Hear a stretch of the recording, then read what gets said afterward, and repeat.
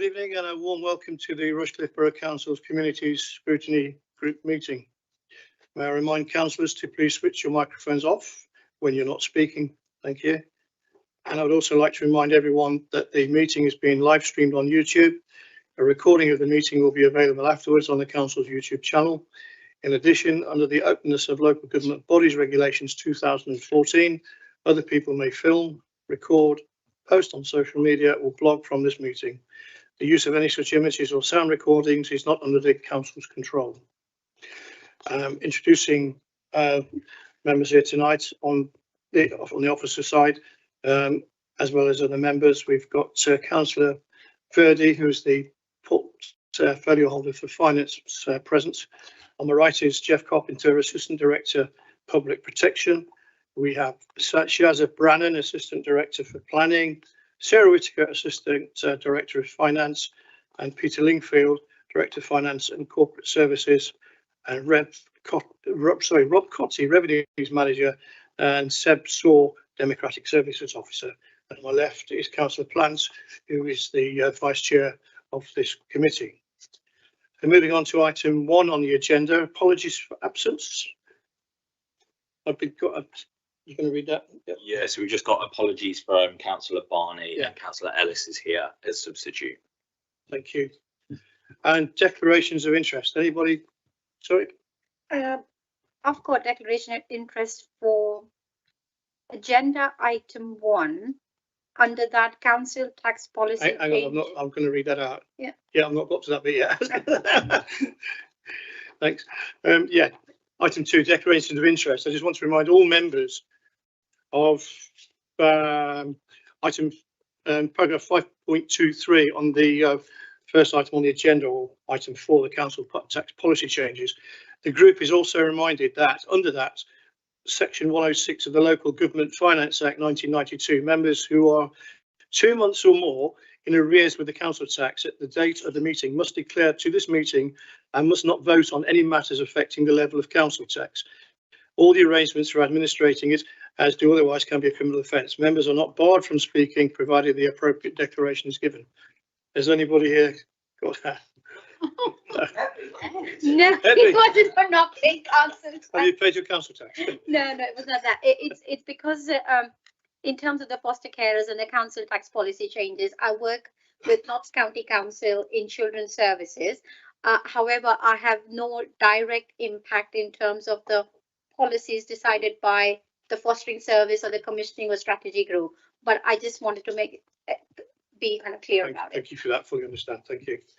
And then we'll move on to declarations of interest. Sorry, I'm going backwards.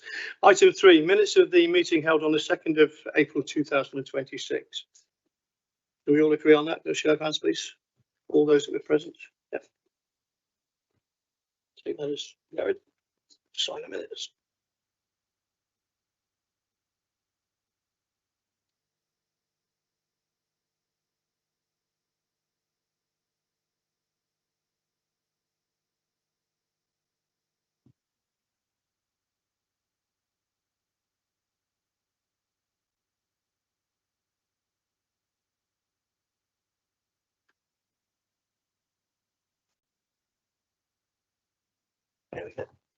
Thank you. And then we'll move on to item 4, which is council tax policy changes, second homes premium and the relief for terminally ill residents and foster carers. So the purpose of this report is to provide the community's scrutiny group with an overview of the council's current second homes premium policy and to consider continued application or revocation of Appendix A. To discuss and make recommendations to Cabinet for the introduction of a discretionary council tax relief scheme in relation to terminally ill residents, which is Appendix B, and households providing foster care support in Appendix C. The discussion will assist the group in making recommendations to the Cabinet for continued application or revocation of the second homes council tax premium and the proposed introduction of discretionary council tax relief schemes for defined groups. And the recommendation, it is recommended that the Community Scrutiny Group considers and provides feedback to Cabinet on A, second homes council tax premium, the proposal to revoke second homes premium or any amendments that the group consider appropriate. B, council tax relief for the households with terminally ill residents. The proposed discretionary council tax relief scheme to support households who live with a terminally ill family member, as set out in Appendix B to the report, including eligibility criteria, affordability, prudence and sustainability within the medium-term financial strategy, that's the MTFS. And finally, foster care council tax relief. The proposed discretionary council tax relief scheme as set out in Appendix C to the report, including eligibility criteria and the level of support and its affordability, prudence and sustainability within the MTFS. And Rob Cotty is going to introduce this. I'll hand over the reins to you, Rob. Thank you.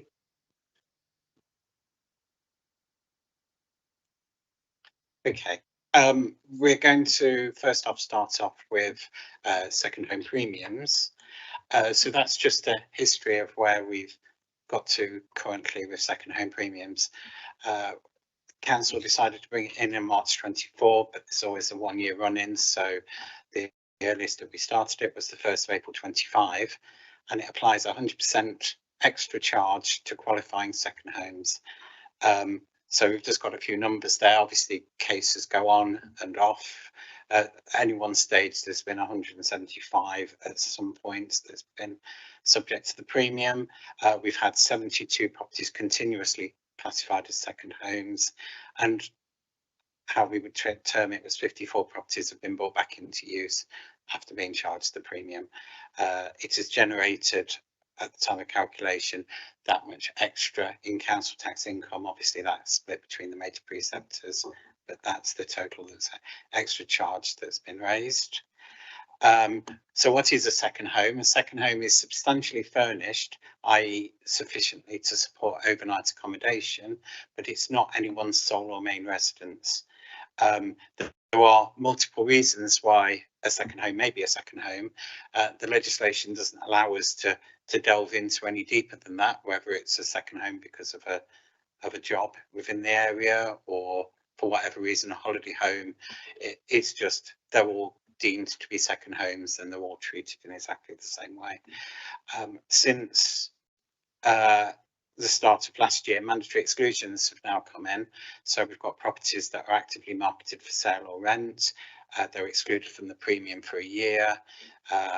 Probate cases for a year after probate's granted.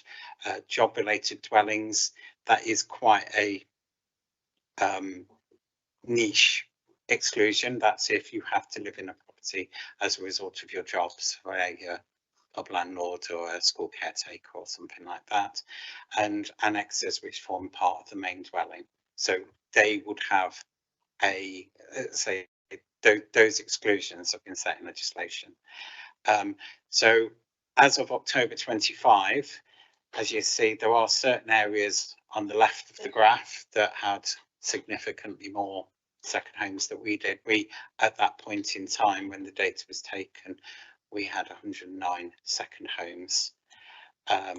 So what's happening else in Nottinghamshire? Well, when we adopted it in April 25, so did Nottingham City and Gedling, and Broxtowe and Newark and Sherwood have joined in April 26. In England, there's 210 out of 296 authorities that do charge the premium, and at that spot in time in October 2025 there was just over 170,000 properties in England.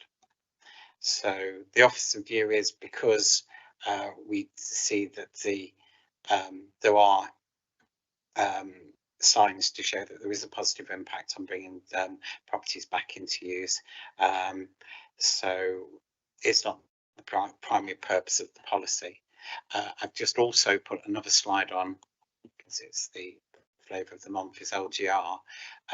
So if we chose as a council to remove the premium, the earliest that we could remove it from is the 1st of April 27. If the new authorities that are being created decided to re-implement the premium, they would have to make a determination at least 12 months before starting it. So even if they in shall we say, May 27, when they started to be a legal entity, decided they wanted to do the premium, it would have to come in from the 1st of April 29 at the earliest. That's if it came to the top of the list of the things that they wanted to discuss. And that's basically where we are with that one. So, the Chair, if you want to discuss that. Okay, thank you, Rob. And we'll open it up for discussion. Anybody, any comments? Who wants to speak first? Councillor Ellis. I have never been in favour of any second home additional council tax, so I actually welcome this move. I think that it was a punitive measure and totally iniquitous. So I think my position's clear. Thank you. Anybody else want to speak? Councillor Grocott. Thank you, Chair. A couple of questions actually. It's an interesting one, this, because I've been seeing it from both sides. I've done some great work with the Empty Homes team around a site where the owners had died. It had been left. The people who'd inherited were taking a long time. This was a farm, quite a big property in Aslockton, and there'd been fly tipping there, and we're still working hard with the Empty Homes team to try and get the Environment Agency to clear it. If it wasn't for that Empty Homes team doing that work, I don't know how long we'd be working to try and address this particular issue without the resource of that team, and B, obviously the pressure on the owners to resolve the situation. So my question would be, A, what would happen to that team? What would happen to Rushcliffe's resource to intervene in situations like that if we were to cancel the policy? On the flip side, though, I've equally had a situation where a gentleman's wife died. He needed to go into care and more supported accommodation. He then couldn't sell his property, so he was faced with the premium. It was iniquitous to him. He hadn't made it a second home on purpose. He'd been placed in a very difficult bereavement situation. So while I think I am broadly supportive of the policy, I do also recognise that the Rushcliffe's had some really important tools for addressing certain issues that have arisen. And can I just ask a question? What was the point about the officer view? I didn't quite understand that in your presentation. Is there a difference between officer view and council policy here? Is that what it is? Is this something that the administration's proposing but the officers aren't in favour of? Can I just get clarity on that, please? Thank you, Chair. I think Peter's going to answer that one. Well, I'll answer two things. Firstly, this is the second homes premium, not the Empty Homes premium, so that's not in scope in this discussion. Oh, thank you. So that's my confusion. Thank you. That's okay. And it's an easy one to make, so there is sort of similar, but obviously they're not. One's in essence to do whether they're furnished or unfurnished. In essence, that tends to be the difference. Yeah, but I suppose when you look at, the way we presented it is that there's, as far as we're concerned, this is all linked to the getting the houses back, as many houses back to use, whether it's empty homes, whether it's second homes. It's part of that toolkit. The evidence that we presented really doesn't really show necessarily justification for removing the premium. But if you remember from full council, then Camilla can comment further.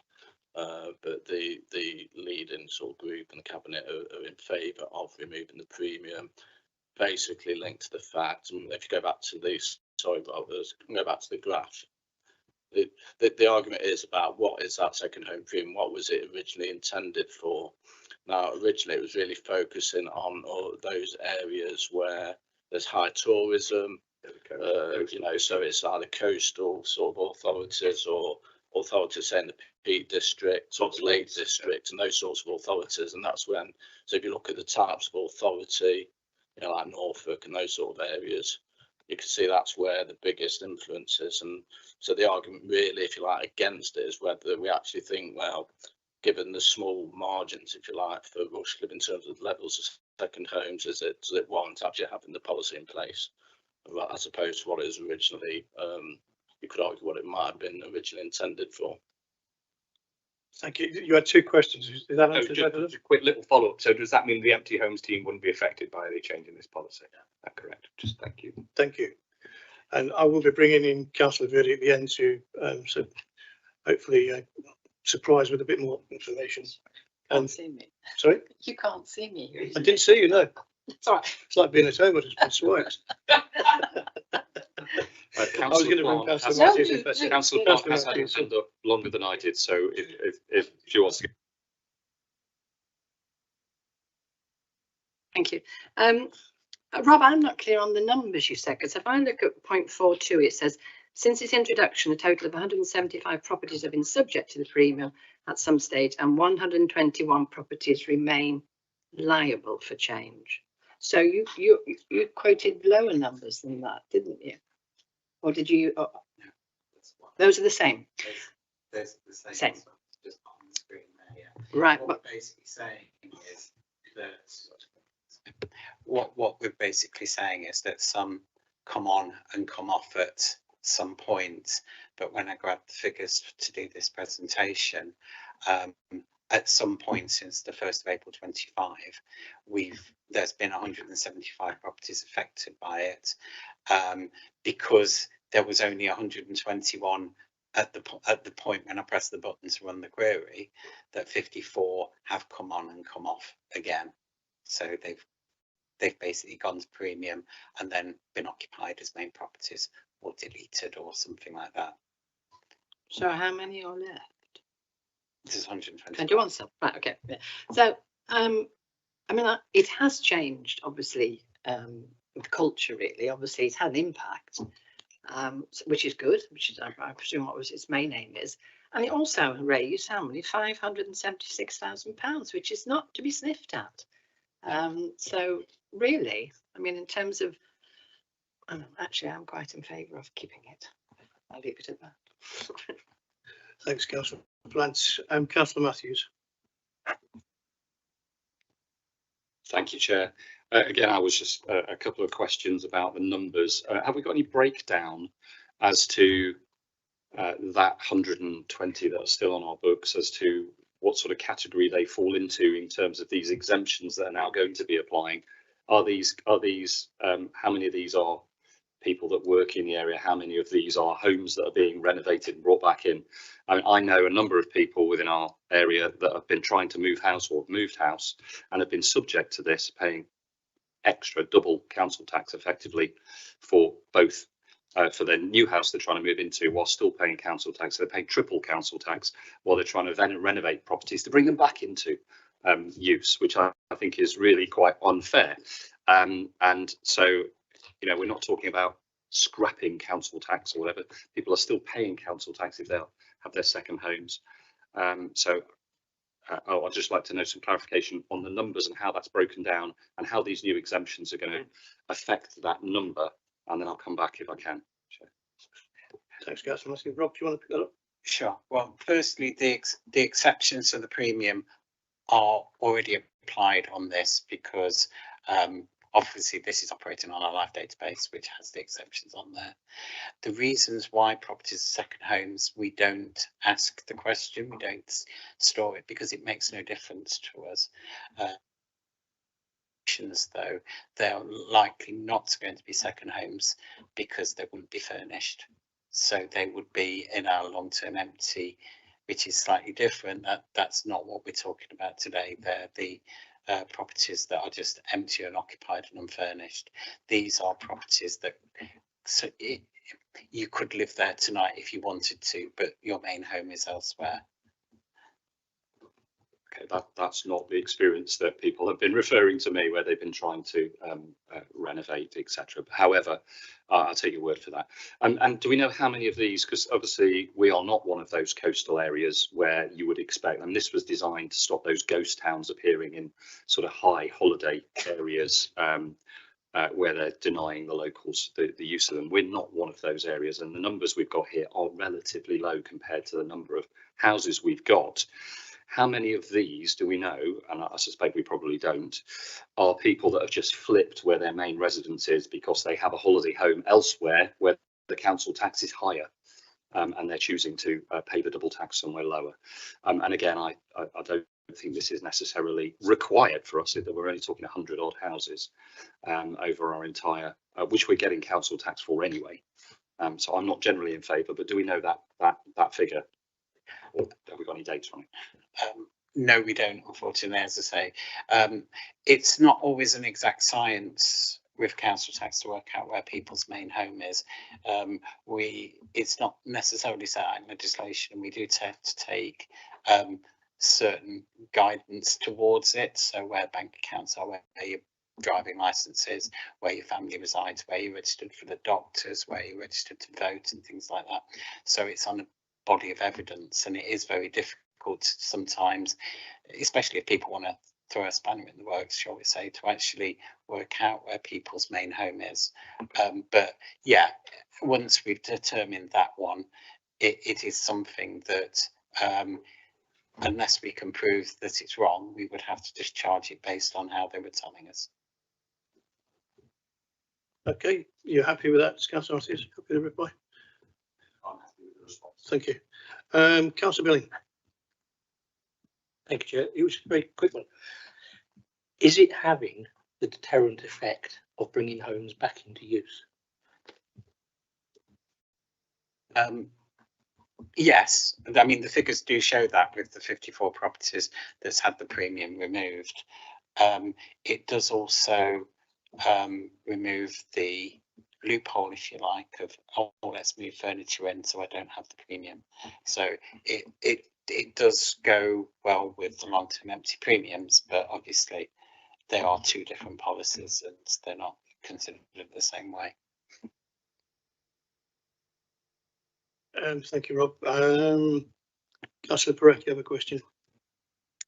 Two questions. One is about, has the policy increased the availability of housing for local residents? Because whatever decision we're making today, that there should be a direct causal link between the premium and improved housing outcomes, and I don't see that in the evidence.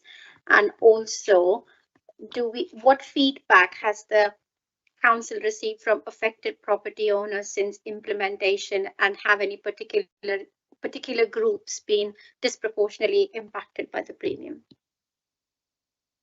Rob? So the first one was the do we know how many properties are, I mean, effectively these are properties that can be habitable but aren't being lived in. So the fact that there are 54 that have come back into not being unoccupied, shall we say, that would be the indication. We don't, from a council tax point of view, keep figures of habited properties or anything like that. It's basically each property is dealt with on its own basis.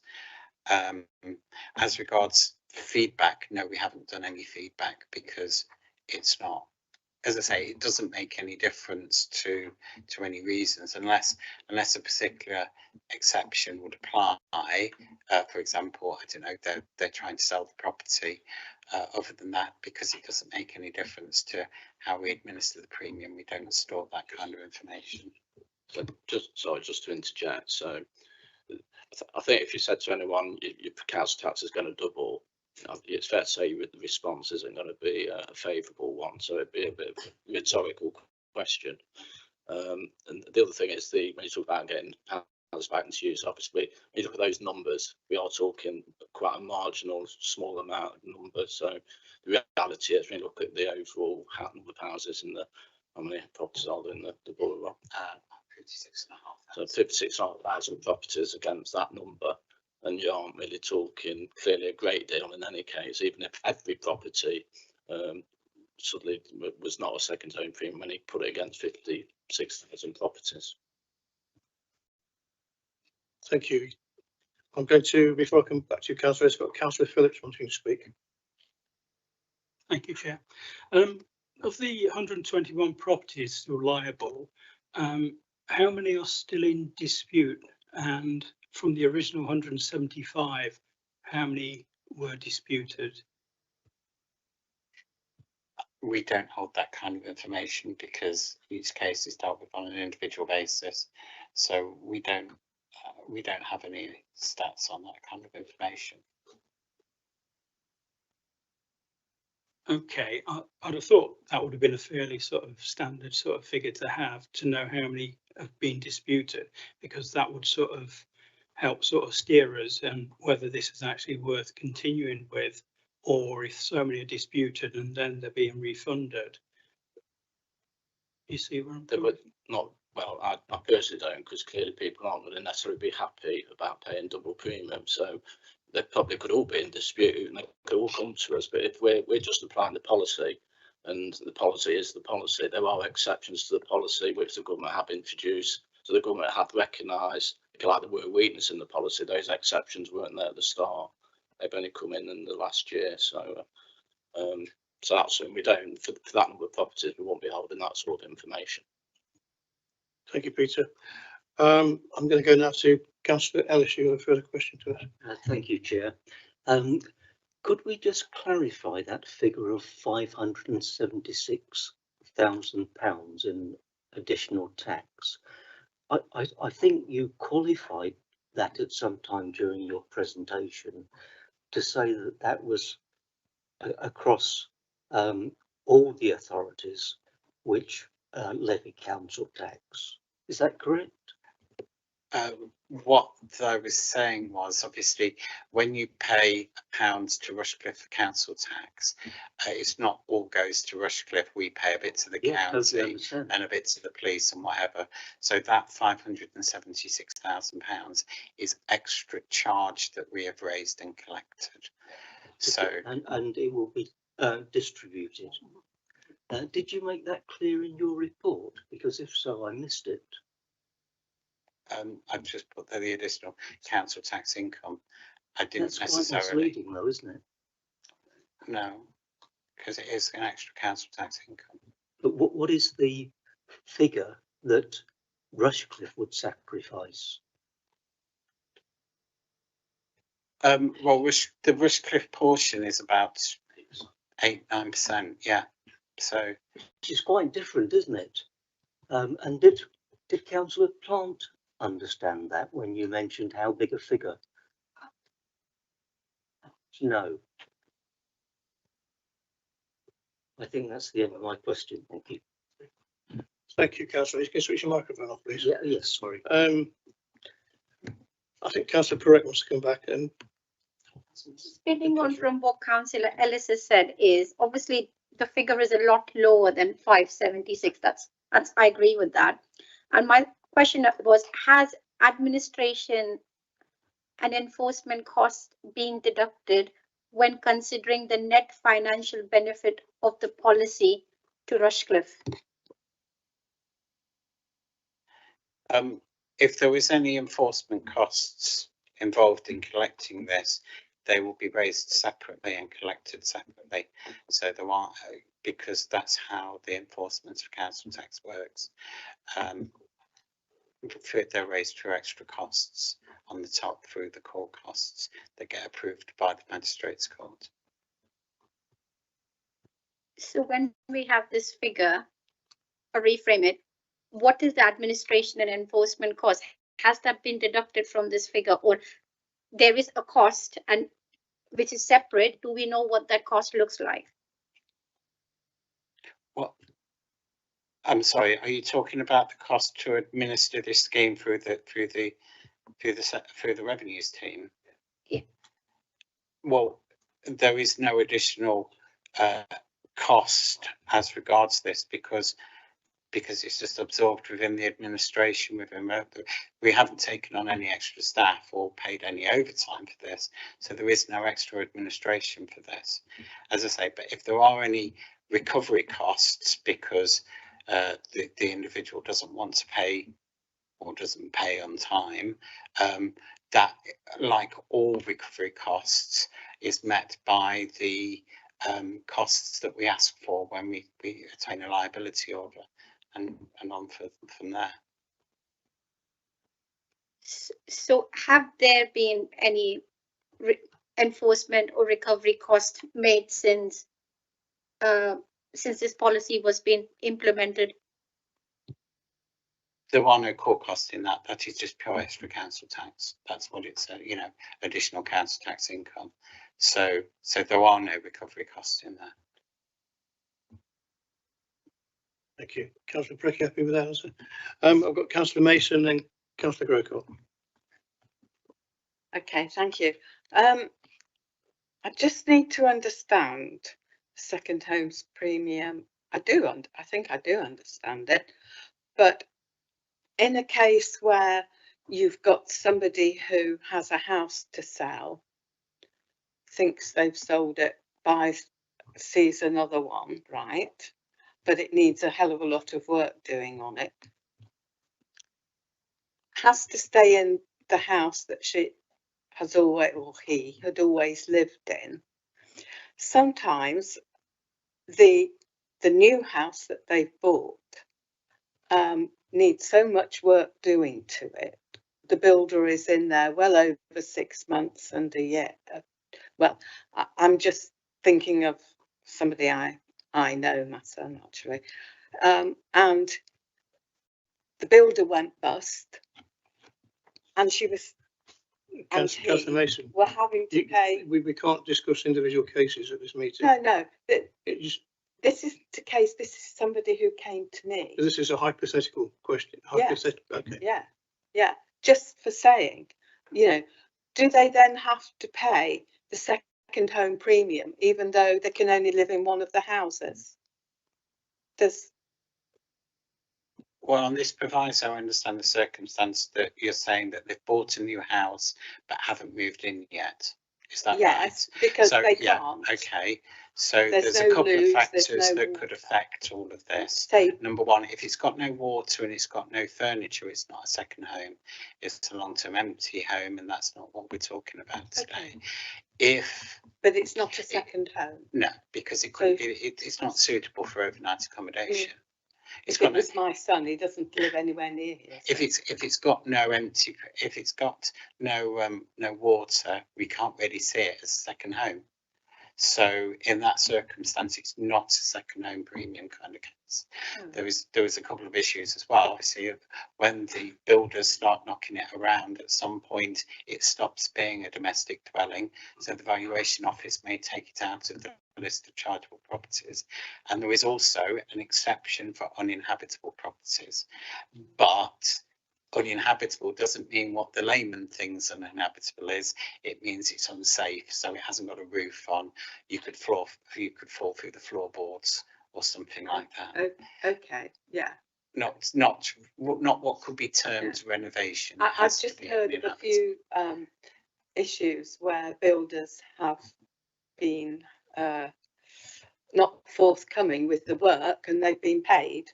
And I just wondered, in a situation like that, it's not necessarily somebody who's got a lot of money particularly, but builders, this does happen to houses, and I wondered how those people would go on. As I say, in that scenario, before they've actually moved in, it's not a second home because it's not furnished. It wouldn't have utilities attached to it, so it wouldn't be treated like this anyway. So that's not what we're talking about. No, we're talking about properties that it's generally cases like, and I'll use this as a silly example. Let's say that you owned a rented, furnished let in West Bridgford, and you didn't have any tenants in there. So when you left the meeting tonight, you could think to yourself, you're not going to, but you could decide to sleep in your property in West Bridgford because you didn't fancy, I don't know, driving home or whatever. So the fact that it's another property that you own that is suitable for overnight accommodation that you're not stopping in. That's not your main home. So that's the kind of scenario. So it doesn't matter why you're not stopping in that, why it's not your main home. But that's the kind of scenario that we're talking about. So these are habitable properties, not uninhabitable properties. Thank you. Just remind members that we cannot discuss individual cases. No, here. no. No matter what, this is we've just got to stick to this the is just questions with some builders. I know that there's houses in in my ward Okay. where that is happening. And I thought Rob's description was absolutely spot on and makes it in layman's terms a lot easier to understand. Councillor Grocott, then Councillor Matthews. Thank you, Chair. I sympathise with Councillor Mason because that was exactly my misunderstanding in my first question. And I apologise, Mr. Chairman, for citing examples, but both those examples were empty homes examples, not second home examples. So I just want to make that point absolutely clear. Second point, with regards to the council tax issue, I mean, to be honest, we are the council tax raising authority on behalf of Nottinghamshire County Council and the Police Authority, so it's no surprise that that actually applies to the wider position. And I know Rushcliffe is a financially well-run and comfortable council, we get told that enough, so we don't necessarily need the money, as it were, although of course I would argue with my colleagues that there are always more services we can deliver for local residents. Nevertheless, I think Nottinghamshire County Council, actually, that convinces me more so that we should continue with this policy, because Nottinghamshire County Council does have its own financial troubles and indeed provides vital services in adult social care. It fixes the roads that we're always getting complained at about, even if we can't actually do anything about it as lower tier councillors. And it's providing vital services to children, the most vulnerable children as well. So given most of the money is going into that, into a cash-starved authority, I would be inclined to support the officers in this situation and oppose the repealing of this policy. Thanks. Thank you, Councillor Grocott. Councillor Matthews. Thank you. Just to come back on Councillor Ellis's point, I found the financial figures in the documents at 6.11, and the officers are saying that this is worth 20k per annum to Rushcliffe, so £20,000, which in the report says is within the normal council tax volatility level. So what we're talking here is just a slight blip, which is within the normal variation.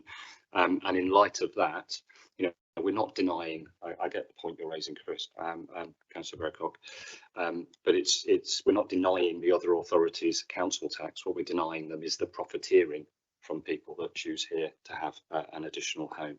So with that small volatility blip, I think on the principle of it, I don't think it's fair and just. I think we should repeal it. That's my own view. Thank you, Councillor Perez. I second what Councillor Matthews have said. I support revocation, because success should be measured by homes brought into occupation, not by the income generated. And we've just heard it's around 20,000 or so. And I don't believe the report provides sufficient evidence. And from what I have seen, that the policy has achieved that objective. So I'll second that. Thank you. I'll go to the vote in a minute. I think we've been a good airing. I'm also going to ask Councillor Verdi if he wants to add things, but I've got a question for you as well, Rob. In future, how easy will it be to get a change of use? For example, being a resident who has attached granny annex, and granny is no longer with us, and the resident wants to change of use to a gym, a gymnasium. I thought you were there.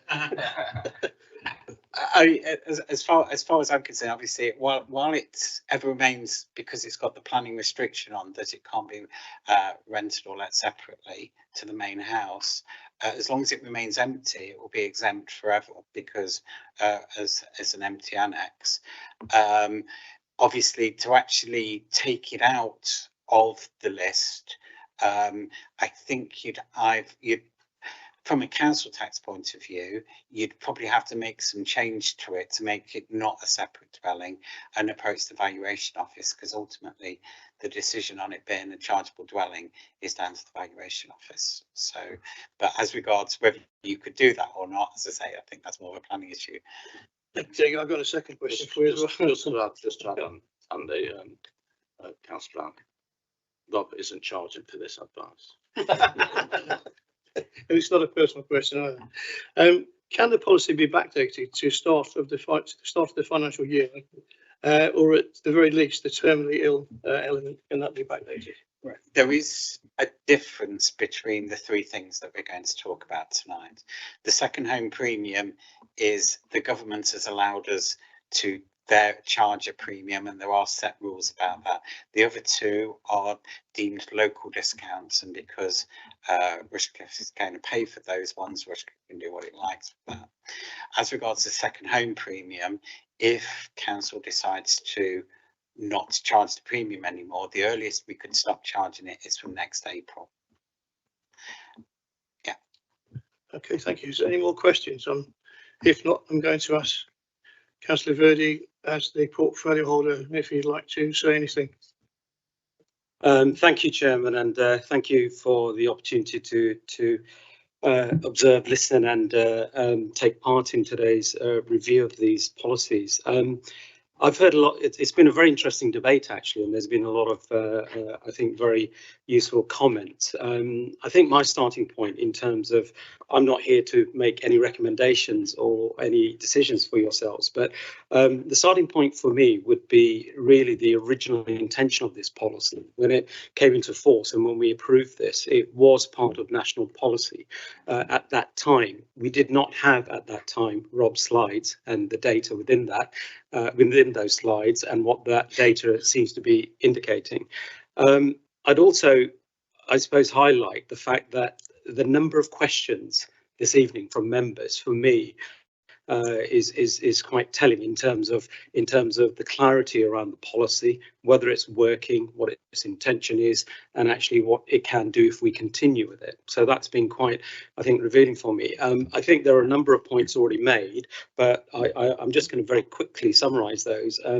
I think there is a very small number of properties in this borough that are affected, and going back to the slide in terms of where the original intention of this policy was and whether we are really benefiting from it or not is clearly something that you've all discussed this evening.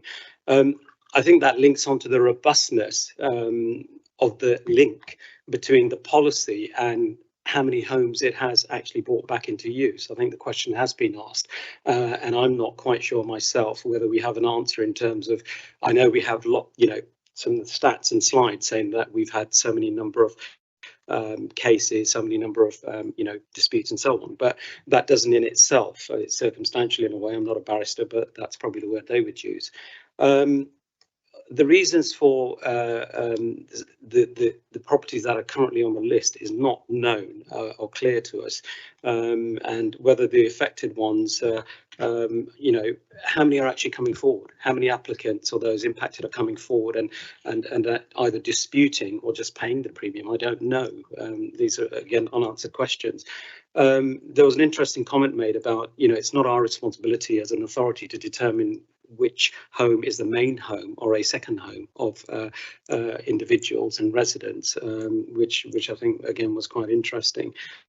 Going back to the financial impact, we've had a lot of debate on it, and I would just clarify again, and I think this possibly Pete referred to this, the policy wasn't implemented as a revenue generation opportunity. Let's get that clear. We've had lots of discussion around that, but that's not why it was put into place. Nevertheless, you've had a very interesting debate around the levels of revenue raised, and it's not significant, clearly. Councillor Grocott made a very interesting point about the benefits to Nottinghamshire County Council. However, in terms of the revenues raised and whether all of that goes into the right areas, I don't know, whether it's fire, police or something else. So again, a tenuous link, I think, in terms of saying, if we were to keep this, wouldn't it be great for the unitary authority coming in? So I'm not sure that's the case. Has the policy increased the number of properties available for use? I've already, I think, covered that. I'm not sure I had that clarity in terms of what that is. And finally, the net revenues after enforcement is an interesting one that was raised. I won't refer to the numbers, but in terms of officer time, in terms of, I think I have heard most of these have been disputed. If they have, it's taking time. It's taking time, officer time, casework, enforcement, whatever it might be. There is clearly a financial impact of this policy. Therefore, I don't have the numbers. I suspect the net revenues are possibly diluted, if not completely negligible in terms of the finances. But I've said that in the context of it wasn't for the financial reasons anyway, but I think we should understand that.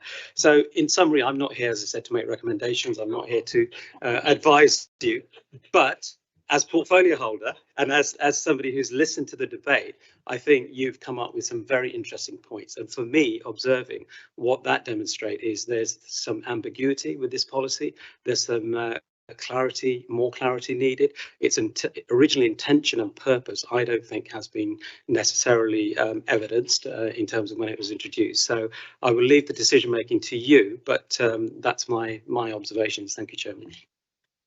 Thank you, Councillor Verdi. So we've had a recommendation. Remember, we're going to vote on item A of the 3 recommendations, and it's second homes council tax premium, the proposal to revoke the second homes premium or any amendments that the group consider appropriate. There is no amendments been mentioned, and we've got Councillor Matthews has proposed the motion. I think Councillor Perek is. So all those in favour of revoking the A part of the second homes council tax premium?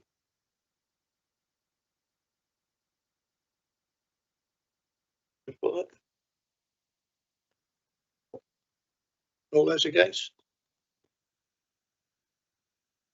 So part A in Malala County, that's revoked. So we'll move on. Thank you for that. We'll move on to. To clarify, so it's you're recommending to cabinet that it's revoked. You haven't revoked it as such yourselves. Yeah. Recommended to cabinet. And there's no. Just to clarify as well, there's no abstentions on that one either. No. So moving on to item B, which is the council tax relief for household with a terminally ill resident. The proposed discretionary council tax relief scheme to support households who live with a terminally ill family member, as set out in Appendix B to the report, including eligibility criteria, affordability, prudence and sustainability with the medium-term financial strategy, the MTFS. And again, Rob Cotty is going to speak on this. Thank you, Chair. So the next slide that we have is about terminally ill council tax relief scheme. I believe this all started off by a campaign from Marie Curie, wasn't it? And so Mentioned at full council. Yes, it was mentioned at full council.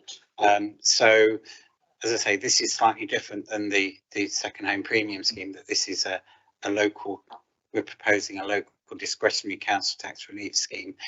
2 neighbouring authorities already do something like this, which is Broxtowe and Newark and Sherwood, and this is the same scheme as what's offered in those 2 authorities as well.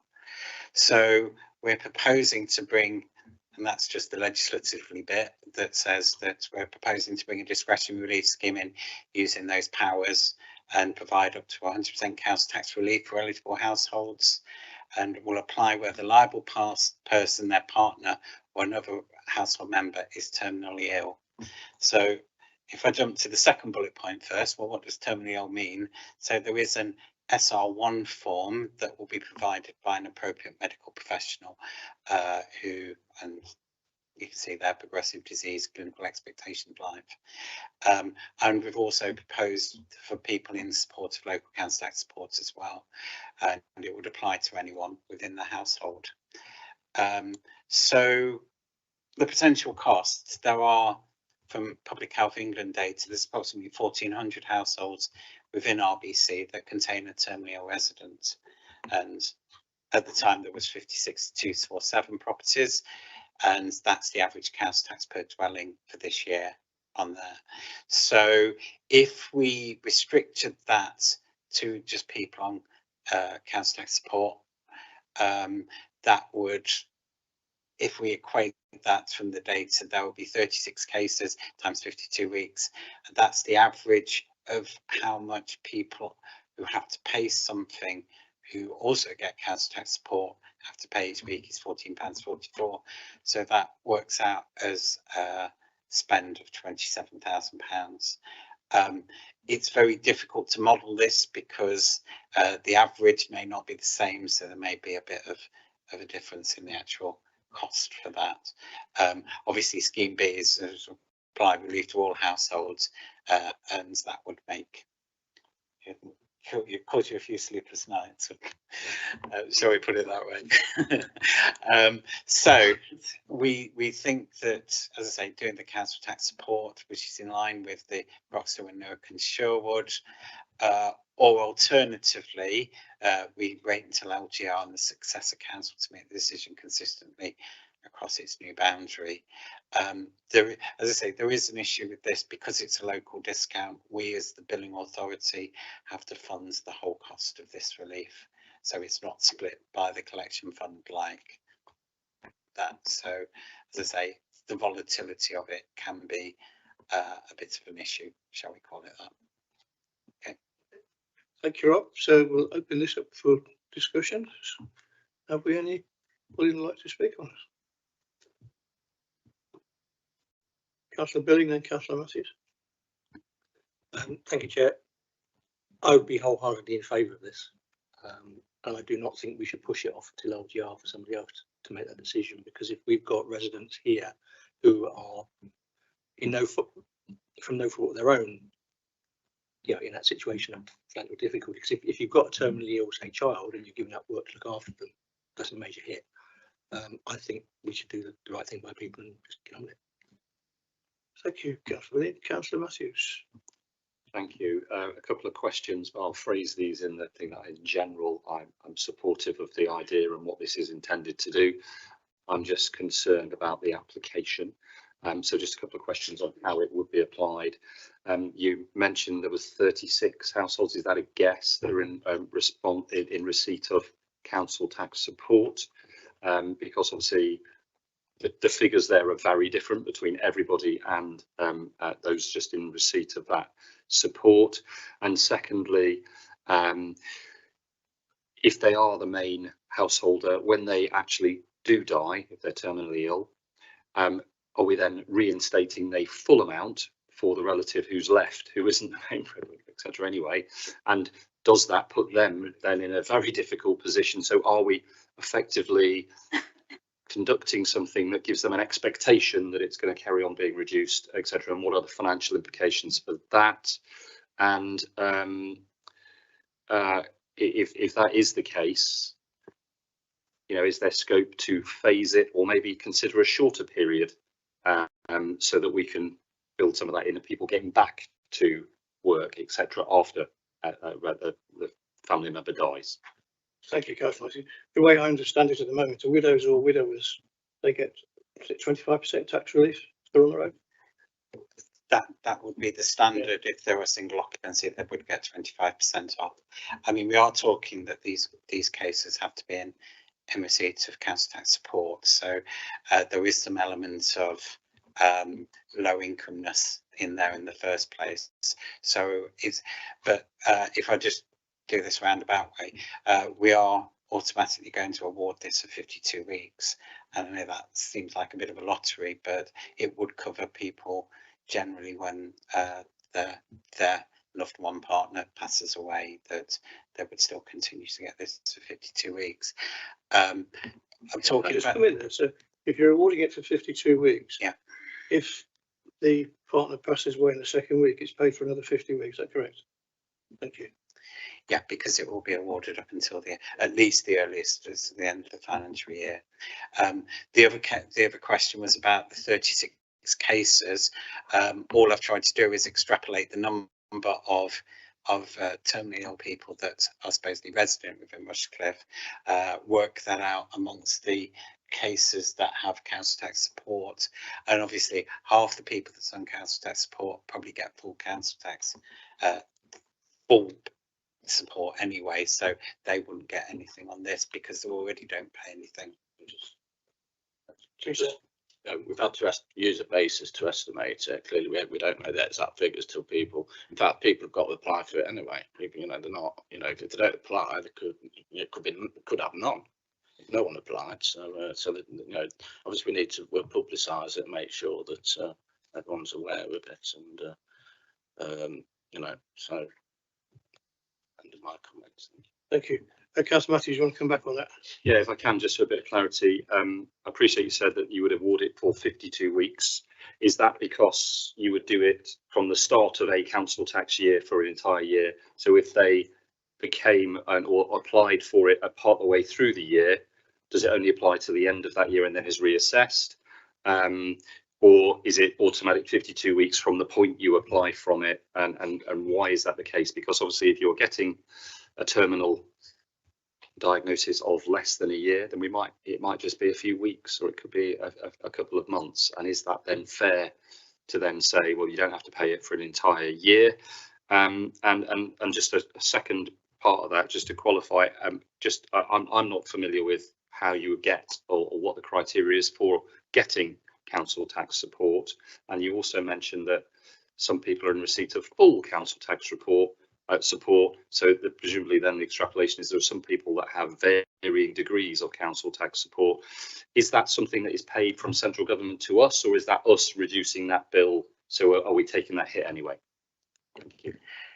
Council tax support, it used to be called council tax benefits until I think it was 2012 or 2013.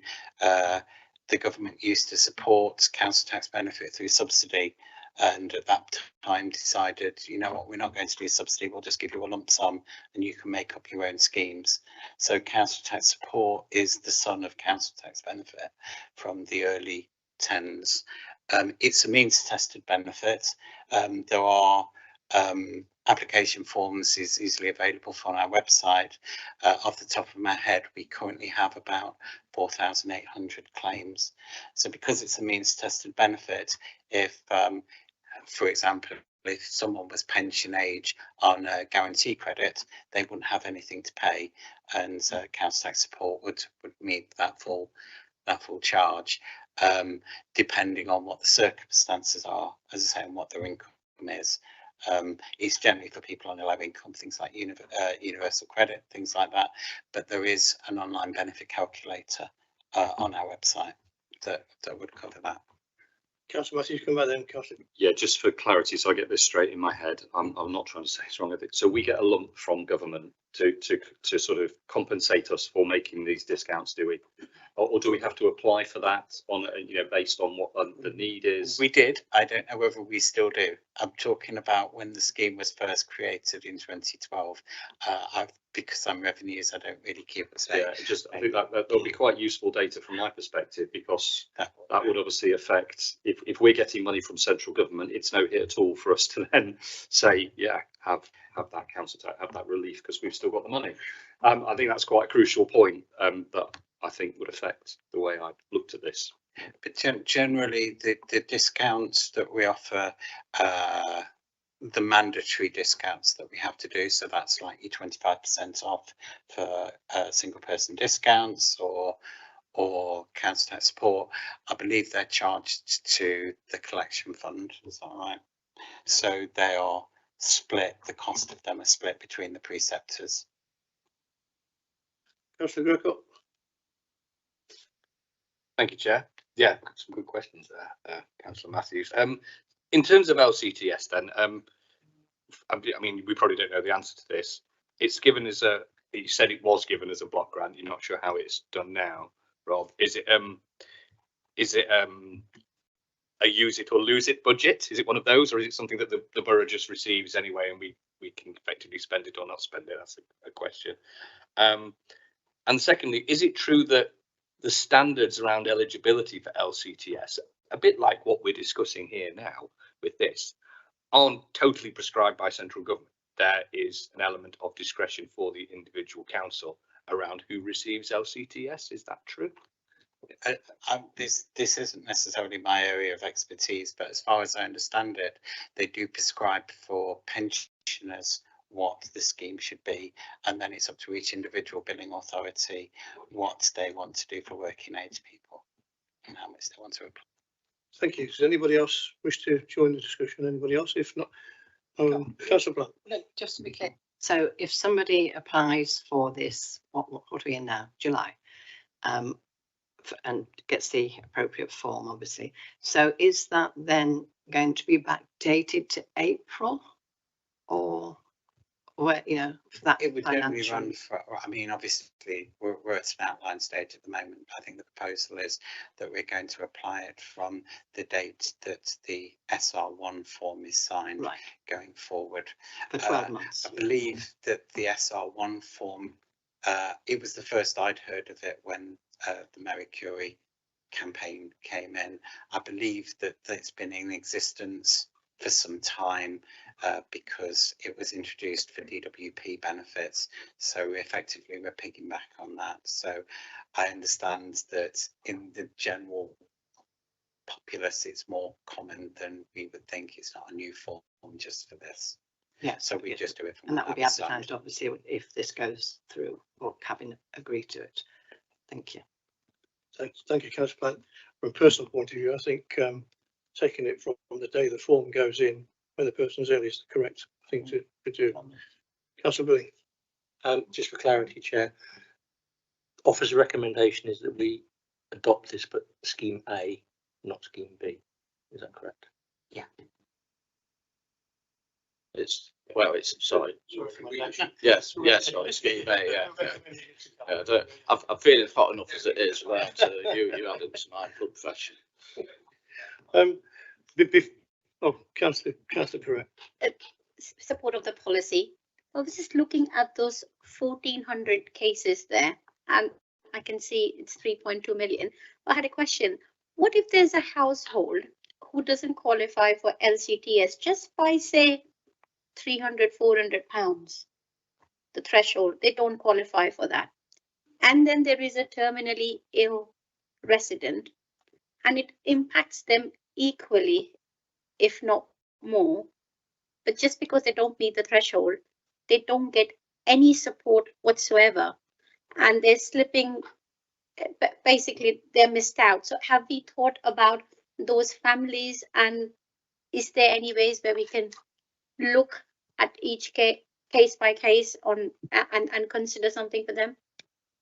It's like any sort of scheme like this, there's always going to be there's a cut off. Doesn't matter. So if we said over £300 more, then there's a cut off. Then for some others, you've got to have the cut off somewhere, and we can't. To be honest, we haven't got the resource to start forensically examining everyone's circumstances. So we do have to have something that's fairly that gives benefit, that hits people where we can, but also is a scheme that we can relatively easily administer. The other point I make is this is a consistent scheme with the other authorities. So I suppose if you think about LGR, we're trying to get some consistency. I mean, if I'm honest, I'd rather this scheme, the government introduce something like this, because at the moment it's a postcode lottery, depending which authority you're in, but that's a separate debate. Thank you. Before we go to vote on this, just want to ask the portfolio holder, Councillor Verdi, would you like to add anything to what's been discussed already? I think it's good to see that there's support for this policy. From a personal perspective, I do think it's a worthwhile policy to be considering and introducing.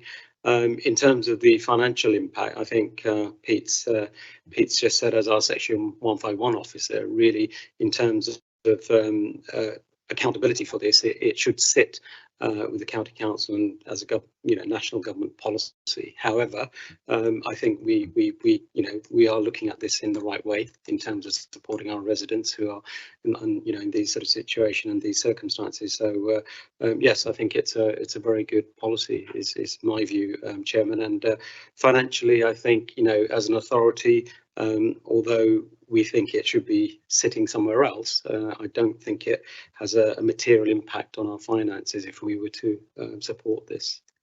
Thank you, Chairman. Okay, thank you, Councillor Verdi. If nobody wants to add anything, we'll vote on that. Just remind people, item B, council tax relief for households with a terminally ill resident, that the council adopts the policy and people in receipt of council tax reports, and according to Appendix B in the report, including eligibility criteria, affordability, prudence and sustainability with a medium-term financial strategy. All those in favour? Yeah, I think pretty much unanimous. Thank you. And nobody against. No. Okay, thank you.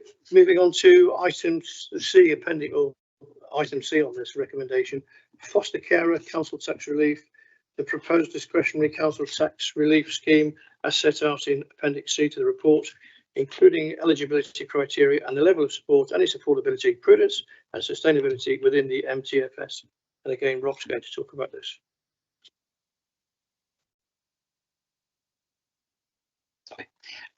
This scheme has basically gained traction through the chief executive group within Nottinghamshire, who were approached by Notts County Council with a view to providing support for foster carers, because obviously there is a significant benefit for the recipients of foster care, providing stable homes for vulnerable children and young people. And it was proposed to introduce a discretionary council tax relief scheme where the liable person, partner or household member is a registered foster carer.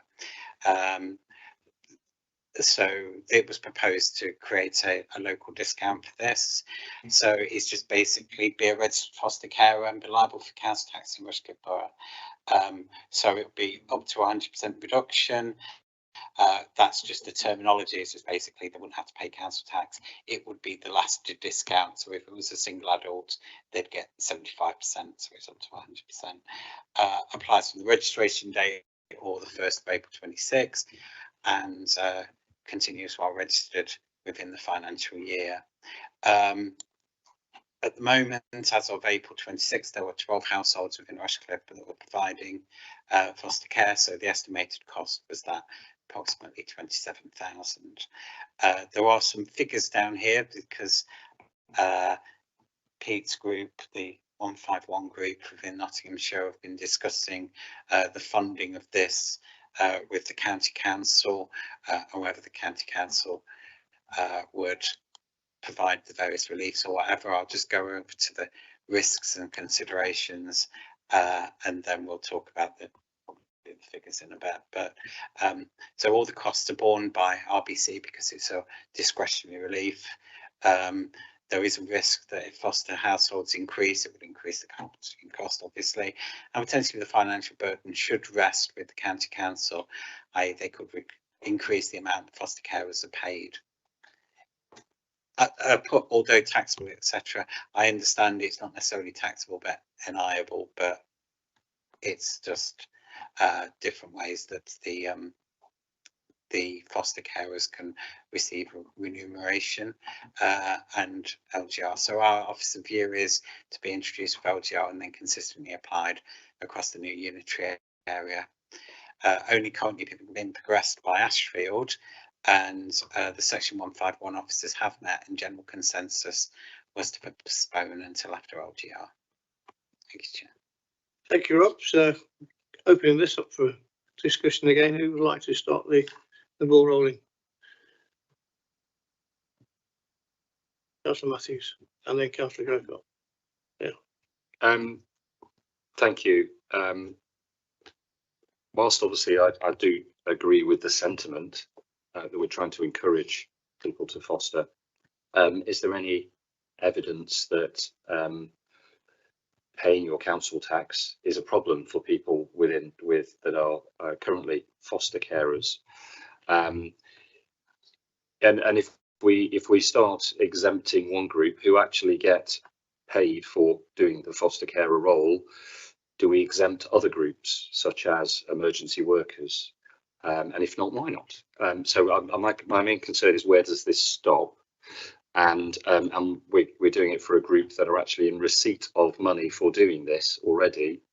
And I'm not sure it's actually necessary. Is there anything to show that it is necessary? And is there any evidence to show that the foster carers are in financial hardship already?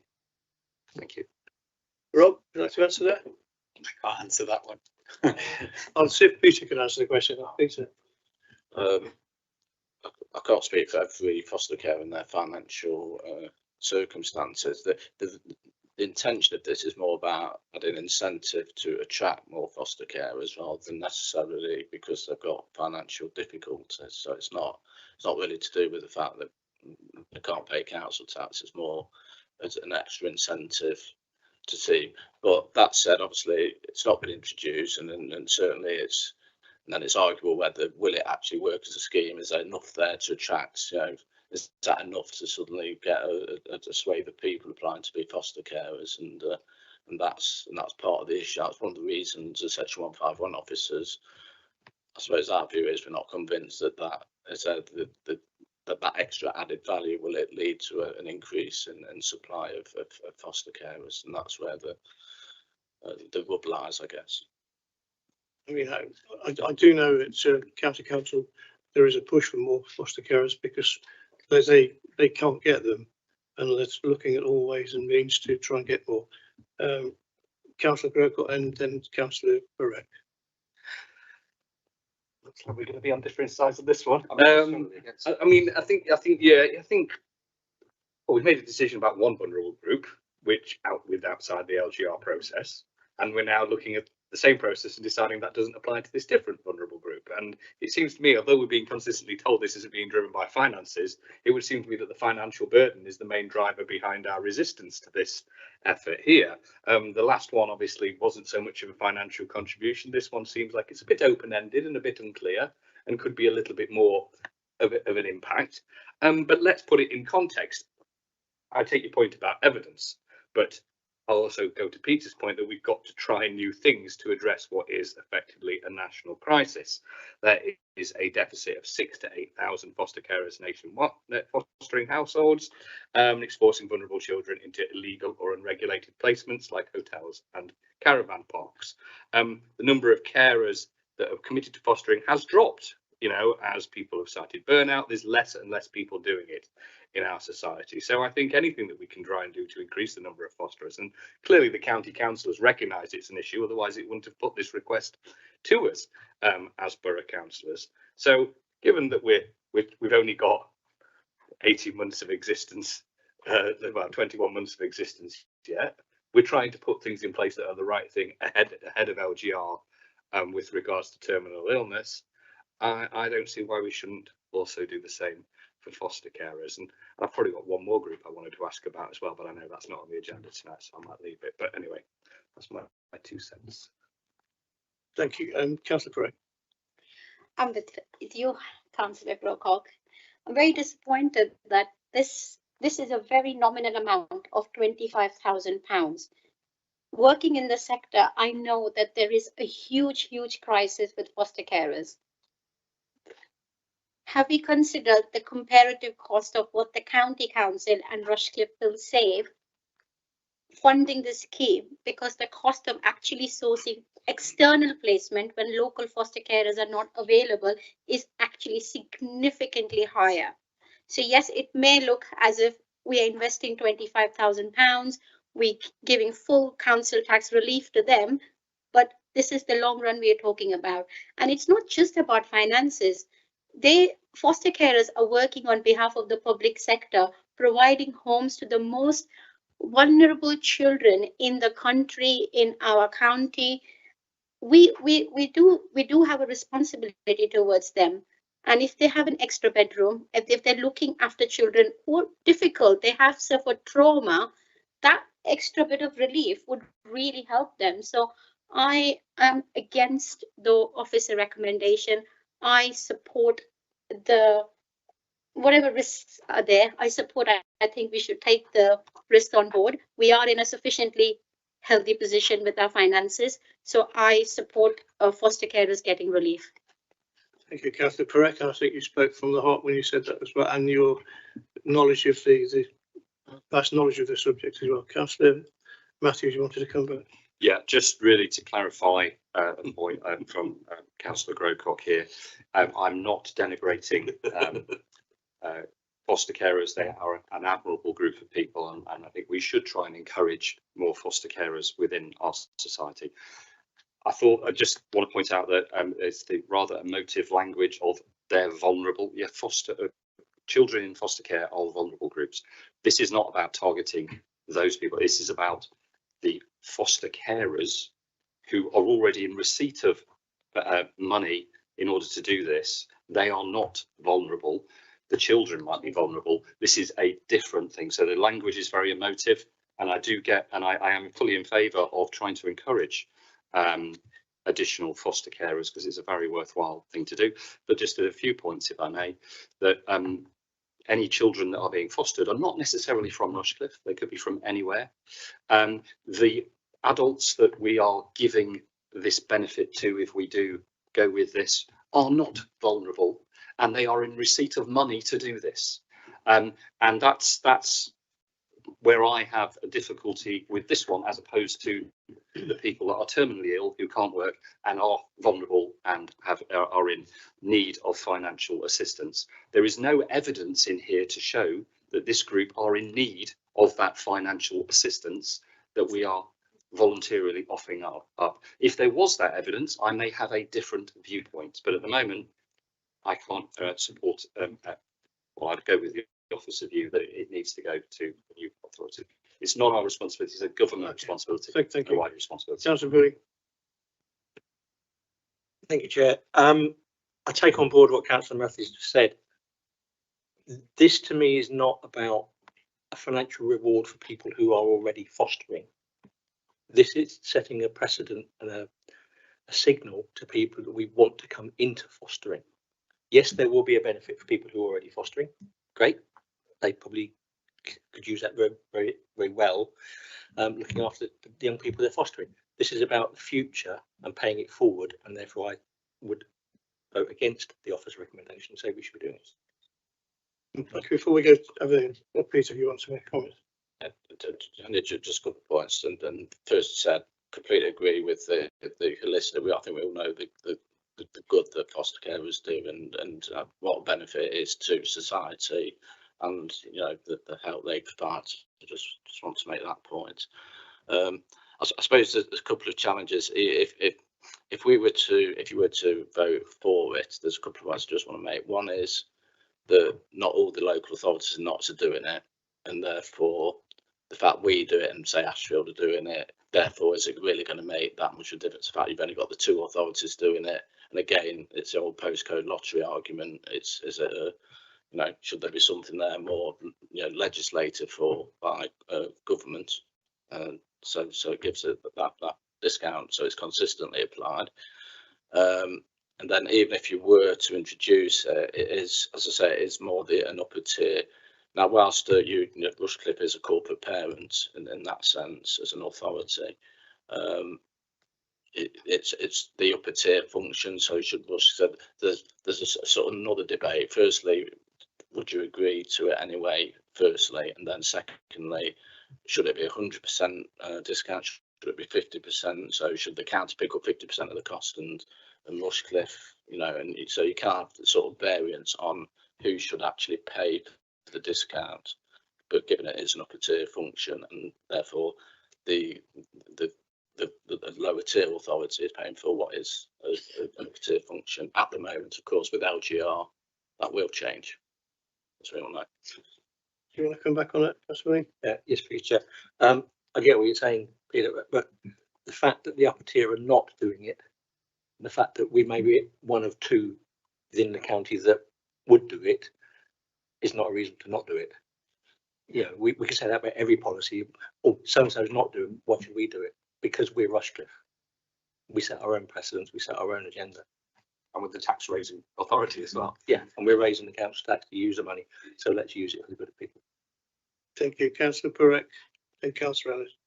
To come back to Councillor Matthew's point about the financial argument. So there are two types of foster carers that are employed by the local authority and foster carers that are employed by the private sector. The ones that are employed by the private sector, they are paid significantly more money because the private sectors make a profit out of it.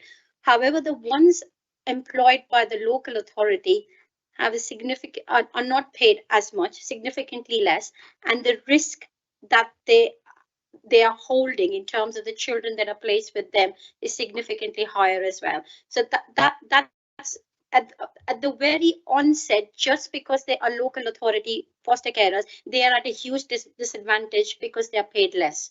So that's the first thing. The second thing you said about not necessarily all the kids in these are not kids in Rushcliffe that are placed with foster carers. Working in the sector and working with county council, I know how many children in Rushcliffe have had to be placed outside Rushcliffe because there were not placements in Rushcliffe.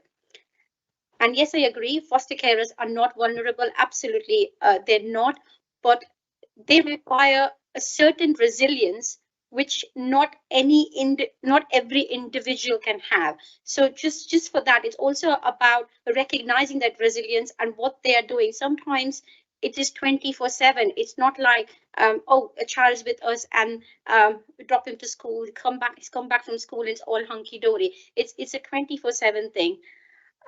The fourth thing is about precedent. When Pete, you mentioned precedent. Since when is Rushcliffe afraid of setting precedents? We have set precedents in so many different things, and this is a very good cause.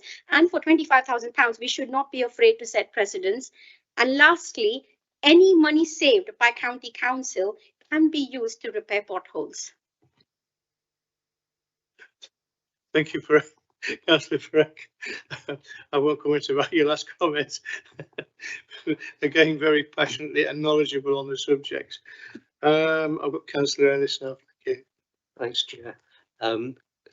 Some years ago, when I was on Derbyshire County Council, I spent time on the foster care board.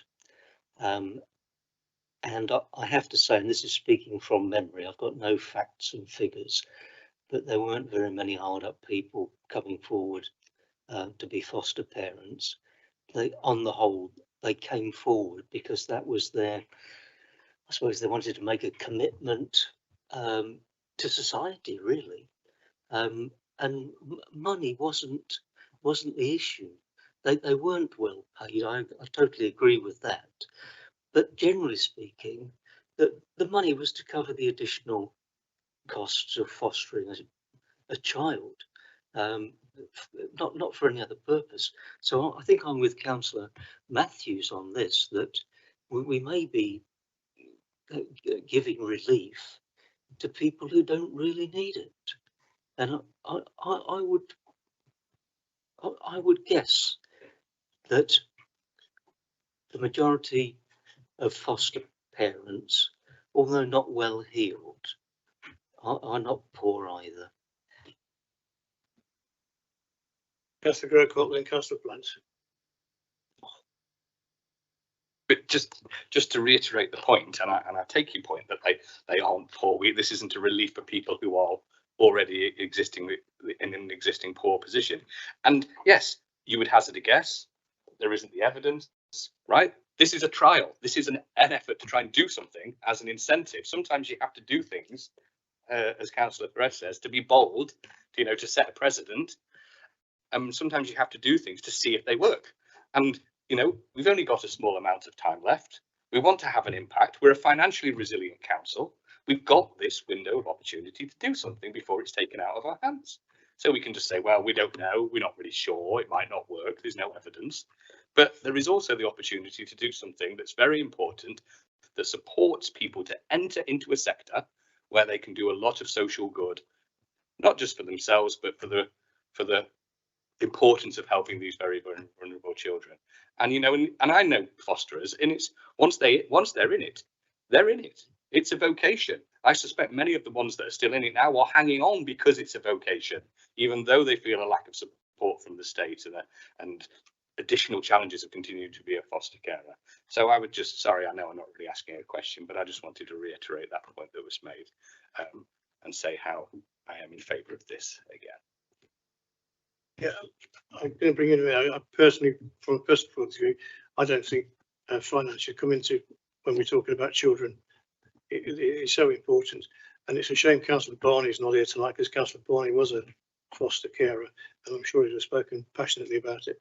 Councillor Perec, then sorry, Councillor Plant, then Councillor. Okay. No, just to support all that Councillor Grocott has said, and even Peter said very, very earlier on that this is really the prospect of doing this scheme is actually for recruitment and retention, not and in terms of what Councillor Ellis has said, I mean, I have met many foster carers when I was on the county council. They come from all walks of life. They're not from one sector of society at all. Many actually have had to, in some way, give up the jobs that they're doing because some of the children that they do take on are extremely challenging. and they don't sort of just, you know, walk in the door, fit in, and life goes on. So we're not interested. We're not talking about the individual income of foster carers. We're really talking about the principle.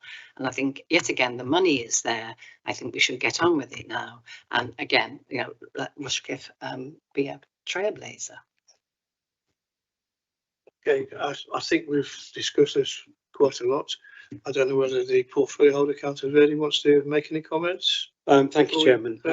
Very briefly, I think there's been some very passionate, valid and relevant comments made and debate taking place. It is a relatively new policy. I think the rationale, options and so on are being considered, as they have just been by this group, and Cabinet will discuss the recommendations and comments made by this group, and we'll move it forward depending on that discussion. Thank you, Chairman. Okay, so thank you. So we'll vote on this. So we're either voting to go with the officer's recommendation to what it says on the view to introduce with LGR and then consistently applied across the new unitary authority area, or we bring it in before that as Rushcliffe Borough Council. So we'll take the Rushcliffe Borough Council one first, and all those in favour of doing it. Doing it now. Yeah, I've got to read the recommendation. I think. Yeah. Yes. Yeah. Yeah. We're getting carried away. Okay, the recommendation, the proposed discretionary I'll get this all. The discretionary council tax relief scheme was set out in Appendix C to the report, including the eligibility criteria and level of support and its affordability, prudence and sustainability with the MTFS. So we've got to either agree with that or we don't agree with it. So all those who don't agree with it, shall we do it that way? Or,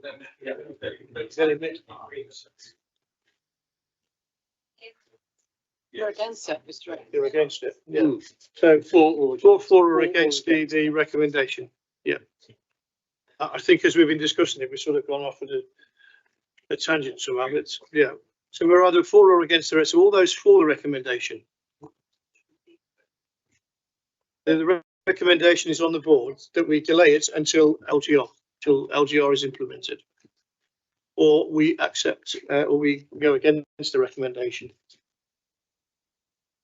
So all those for the officer's recommendation that we postpone it until after LGR. Okay, and all those who are against it. Okay, have we got that? Any abstentions? Okay, thank you. So that's so just to be clear, that is a recommendation to Cabinet. Yes, not to the. Yes.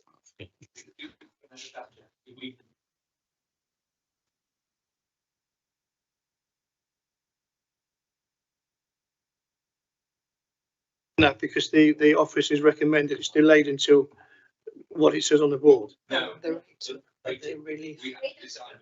You said because it said that we would postpone deciding the rate of relief until after LGR. If we decided that we don't want to postpone, then we need to make a recommendation of what the rate of relief should be. Otherwise, you just reject the proposal without our support. Yeah. And so, Yeah.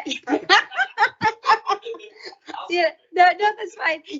Yeah, 100% tax relief for foster carers is what is the alternative proposal. Okay, we've got a second for that. yeah. Okay, so all those in favour?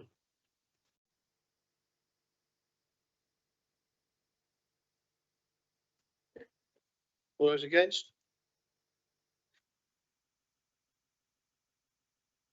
Have we got that?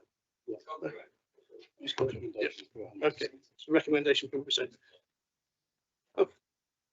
Councillor Verdi.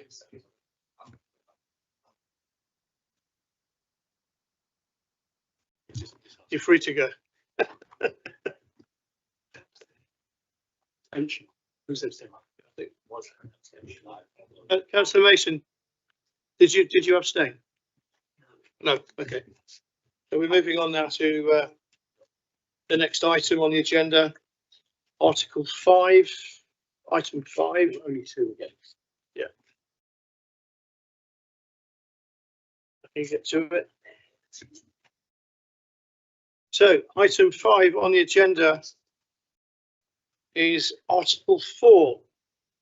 and the purpose of the report. On the 10th of February 2026, a report was considered by Cabinet, setting out the evidence based collected to inform a possible Article 4 direction across the Rushcliffe Borough, with the aim to remove permitted development rights for houses of multiple occupation, HMO, introducing a new requirement for submission of a planning application to the local planning authority for permission to change use from Class 3 dwelling house to the use of Class 4. Cabinet resolved that there was insufficient evidence to justify the implementation of an Article 4 direction and recommended the continued monitoring of HMOs, and that the matter be referred to the Community Scrutiny Group with the set key lines of inquiry. It is recommended that the Community Scrutiny Group scrutinise the contents of the report and conclusions as set out in paragraphs 4.27 to 430. And the reasons for the recommendation are, as set out in the National Planning Policy Framework, NPPF, and associated planning practice guidelines, NPG, an LPA should only make an Article 4 direction where it can justify both its purpose and extent.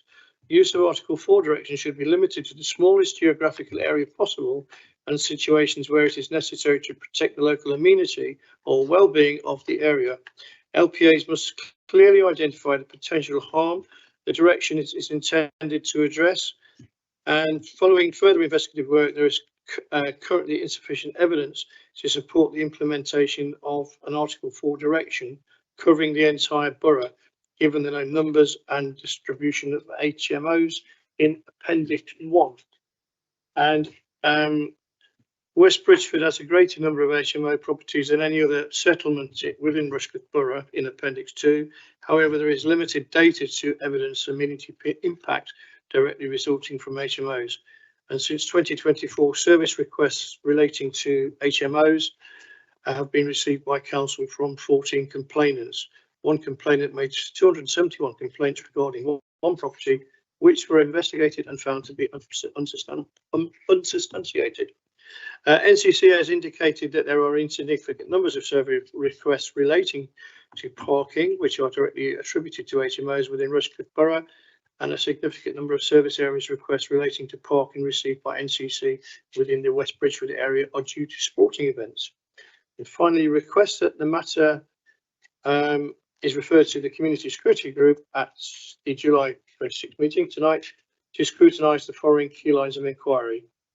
Is there a robust evidence-based demonstrating harm or risk of harm? What are the likely impacts intended and unintended of introducing an Article 4 direction to remove or restrict permitted development rights for HMOs? And finally, is making an Article 4 direction proportionate, enforceable and aligned with local and national planning policy?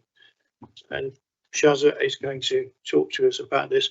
And in discussion with Shazza yesterday, while I was on the beach at Skegness with a group of pensioners, she's willing to take questions as we go along. Am I right? So feel free to interrupt as we go along. Thank you, Shazza. Thank you, Chair. You actually introduced it really well, but we'll see what else I can add. That was a really good introduction. Right, as the Chair said, in February, Cabinet resolved that there was insufficient evidence to meet the legal threshold to justify an Article 4, but it also recommended that the matter be referred to the Community Scrutiny Group, to scrutinise the specific following lines of inquiry. I'll just repeat them. One is there a robust evidence-based demonstrating harm or risk of harm? What are the likely impacts of introducing an Article 4 direction? And is making a direction proportionate, enforceable and aligned with local and national policy? So I'll take you through the evidence and then it's for you to decide. I thought I'd start with the definitions of houses of multiple occupation and the licensing threshold and planning implications as well. HMO is a rental property which houses at least 3 people from different households who share facilities like kitchens and bathrooms. And I think it's important just to note that regarding licensing and planning, you need to keep in mind that it's the number of occupants, not the common misconception that it's the number of bedrooms. So regarding licensing, the legal threshold for licensing a HMO is at an occupancy of 5 or more people from different households. And licenses cannot be sought for HMOs of 3 or 4 people.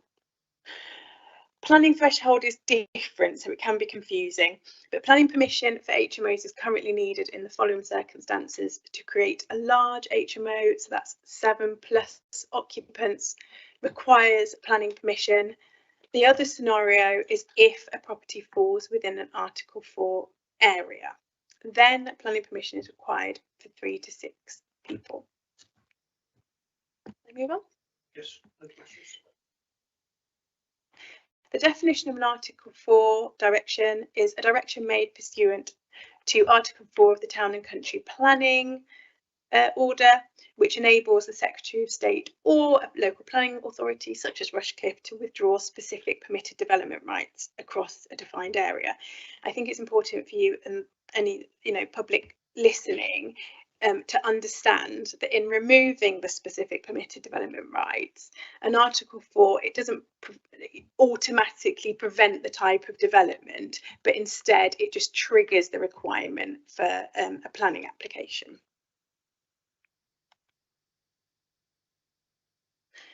So looking at Rushcliffe specifically, there are currently 188 licensed HMOs within Rushcliffe. Remember, that's for 5 person occupancy. But it's important to note that the number of 3 to 4 person occupancy HMOs is unknown because they're not required to be licensed. On average, since 2014, the council has permitted 1 HMO of 7+ occupants per year. And then since January 2026, so the start of this year, 1 planning application was permitted for the creation of an HMO in West Bridgford.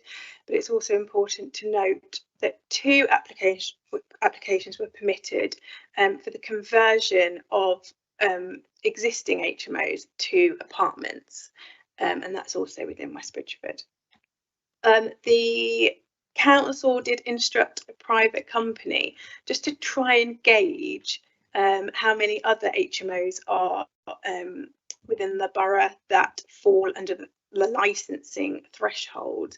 And that indicated that there are a further 175 properties, 91 are within West Bridgford, but that data, it's only kind of likely data, it's not confirmed, and they do not have the firm evidence, it's just an indication. So here is a map of the distribution. You can see that the majority is in the West Bridgford area. There's 2 in Sutton Bonington and 1 in Radcliffe-on-Trent. I believe from when this was heard at Cabinet, that's 3 additional licensed HMOs. The Rushcliffe Borough's housing stock includes approximately 47,000 properties, and that represents 0.39% of the housing stock. Looking at West Bridgford specifically, because it's got the highest concentration, it's 1.15% of the housing stock. And this is the distribution that you can see across West Bridgford. You can see that there is clustering, especially around the arterial routes, and specific clustering on Rushworth Avenue, Rosebery Avenue and North Road. And then there's just 1 outlier in Compton Acres. So you can see that there is a high distribution in West Bridgford. It's important to understand when an LPA can make a good case for an Article 4. An LPA should only make an Article 4 direction where it can justify both its purpose and extent. Use of Article 4 direction should be limited to situations where it is necessary to protect the local amenity or well-being of the area. And the LPA has clearly identified the potential harm the direction is intended to address. In all cases, Article 4 directions must be based on robust evidence and applied to the smallest geographical area possible. The making of an Article 4 direction without clear justification and robust evidence could result in the order being challenged in the courts. And there's also the risk that the Secretary of State intervenes to withdraw or modify the direction. Cabinet asked specifically for scrutiny to understand the potential benefits and impacts of introducing an Article 4 direction. Potential benefits, definitely that there's greater planning control. It enables the council to assess location, scale and constraints before approval, enabling case-by-case decisions rather than automatic conversions. A benefit could be the protection of local amenity if it's demonstrated that there is harm. It can manage HMO clustering, as could be seen in West Bridgford. It could preserve family housing stock to support more balanced communities, and it's also increased transparency, which will enable community consultation on the planning applications. Potential impacts include the reduction in affordable housing supply. HMOs provide a crucial resource for people on lower incomes, students and young professionals. Restrictions could reduce availability and increase pressure elsewhere. There is a real risk of displacement effects because Article 4s must be on the smallest geographical area possible. It can't be borough-wide, and as such, creating an Article 4 for a small geographical area could just mean that HMOs are displaced and spillover occurs into adjacent areas within the borough. Limited effectiveness, it doesn't stop HMOs, it simply subjects it to planning control. And some residents may expect control over who occupies the properties, but this isn't a planning consideration. It will likely lead to an increased administrative and resource burden due to the increase of planning applications.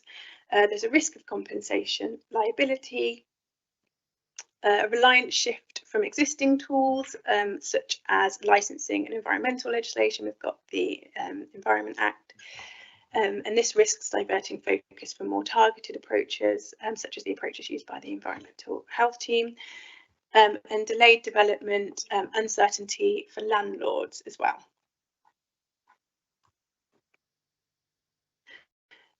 Right, so we've looked at the numbers and distribution of HMOs. We're now turning to the evidence base that we use to understand the amenity impact. And for that, we use the number of council service requests. Those are requests that came through the Environmental Health Team and customer services as well. So we have received since 2024 14 service requests which can be directly attributed to HMOs, and the majority of service requests relate to noise, with a small proportion relating to antisocial behaviour. And this reflects the wider ward level analysis, which shows a similar trend, with noise forming the majority of recorded complaints. In addition to the evidence that we collected when this was taken to Cabinet, we've also reached out to the County Council to understand the impact of HMOs, especially, as you can see, the clustered areas in West Bridgford, the impact on parking. The Nottingham County Council has indicated that the numbers of service requests relating to parking, which they can directly attribute to HMOs, are insignificant.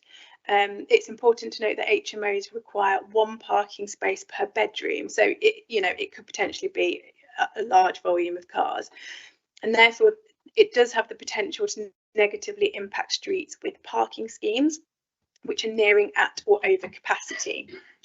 However, the County Council caveated that there are other parameters to consider, such as the rise in car ownership generally, home working, multiple car family homes could kind of have the equivalent number of cars as HMOs, and that people living in HMOs generally have a lower income and may be less likely to own private vehicles. That's where you see HMOs generally on arterial routes with good public transport into city centres or areas of employment. So looking again at the key lines of inquiry, is there robust evidence demonstrating harm or risk of harm? As officers, we don't consider that that there's enough evidence at this time causing harm to local amenity or well-being, either borough-wide or specifically within West Bridgford, though we do note that there is a higher concentration in West Bridgford. One new HMO has been licensed since Cabinet on the 10th of February earlier this year, so only one new HMO has been licensed, and the number of service requests received by the Borough Council and the County Council directly relating to HMOs do not demonstrate significant harm or risk of harm. The likely impacts intended and unintended on introducing an Article 4 direction. While the Article 4 direction could provide greater planning control and increased community transparency, it would also carry risks, including possible displacement, reduced availability of lower cost accommodation, and legal challenge. Is making an Article 4 direction proportionate, enforceable and aligned with local and national planning policy? Article 4's direction must be informed by robust, up-to-date and locally specific evidence. Officers believe that there's currently insufficient evidence to demonstrate the requirement of an Article 4 direction. And it would not be proportionate, enforceable or aligned with policy at this time. As this is a snapshot in time, as was in January when it was taken to Cabinet, officers will continue to monitor the HMO numbers, service requests received, and will liaise with the environmental health team on that. And over and above what we did for Cabinet earlier in the year, we'll also continue to liaise with the County Council, both looking at service requests and impact on parking schemes as well.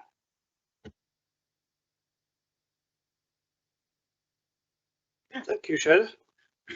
Very well explained. So we'll open it up for discussion. I'll take Councillor Ellis and Councillor Perrott. Thank you, Chair. This really is a black and white issue.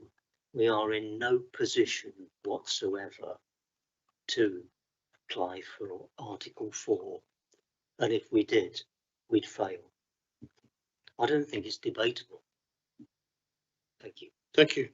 Councillor Perrott. I just wanted to see one of the slides where there's a percentage of HMOs in the borough. I think it was 0.39%. That's the slide. Not that one. Oh, that one, yeah. So yeah, that one. So you know where you say 0.39%. I was just doing the maths at the minute. 0.39 is roughly 184 houses. But then you say, looking at West Bridgford specifically, HMOs represent 1.15% of the housing stock in the area. So I'm not clear because West Bridgford already got 185, which is 99% of the HMO stock in Rushcliffe. So I'm a bit unclear that where does that 1.15% come from? So that would have been looking at the percentage of HMOs against the housing stock in the area. Yeah. 1.15% of the houses in West Bridgford. In West Bridgford. Okay. Okay. So the 0.39 is the borough as a whole. 1.15 is just West Bridgford. So it would have been helpful if I'd put the number of houses in West Bridgford. Yes. Yeah.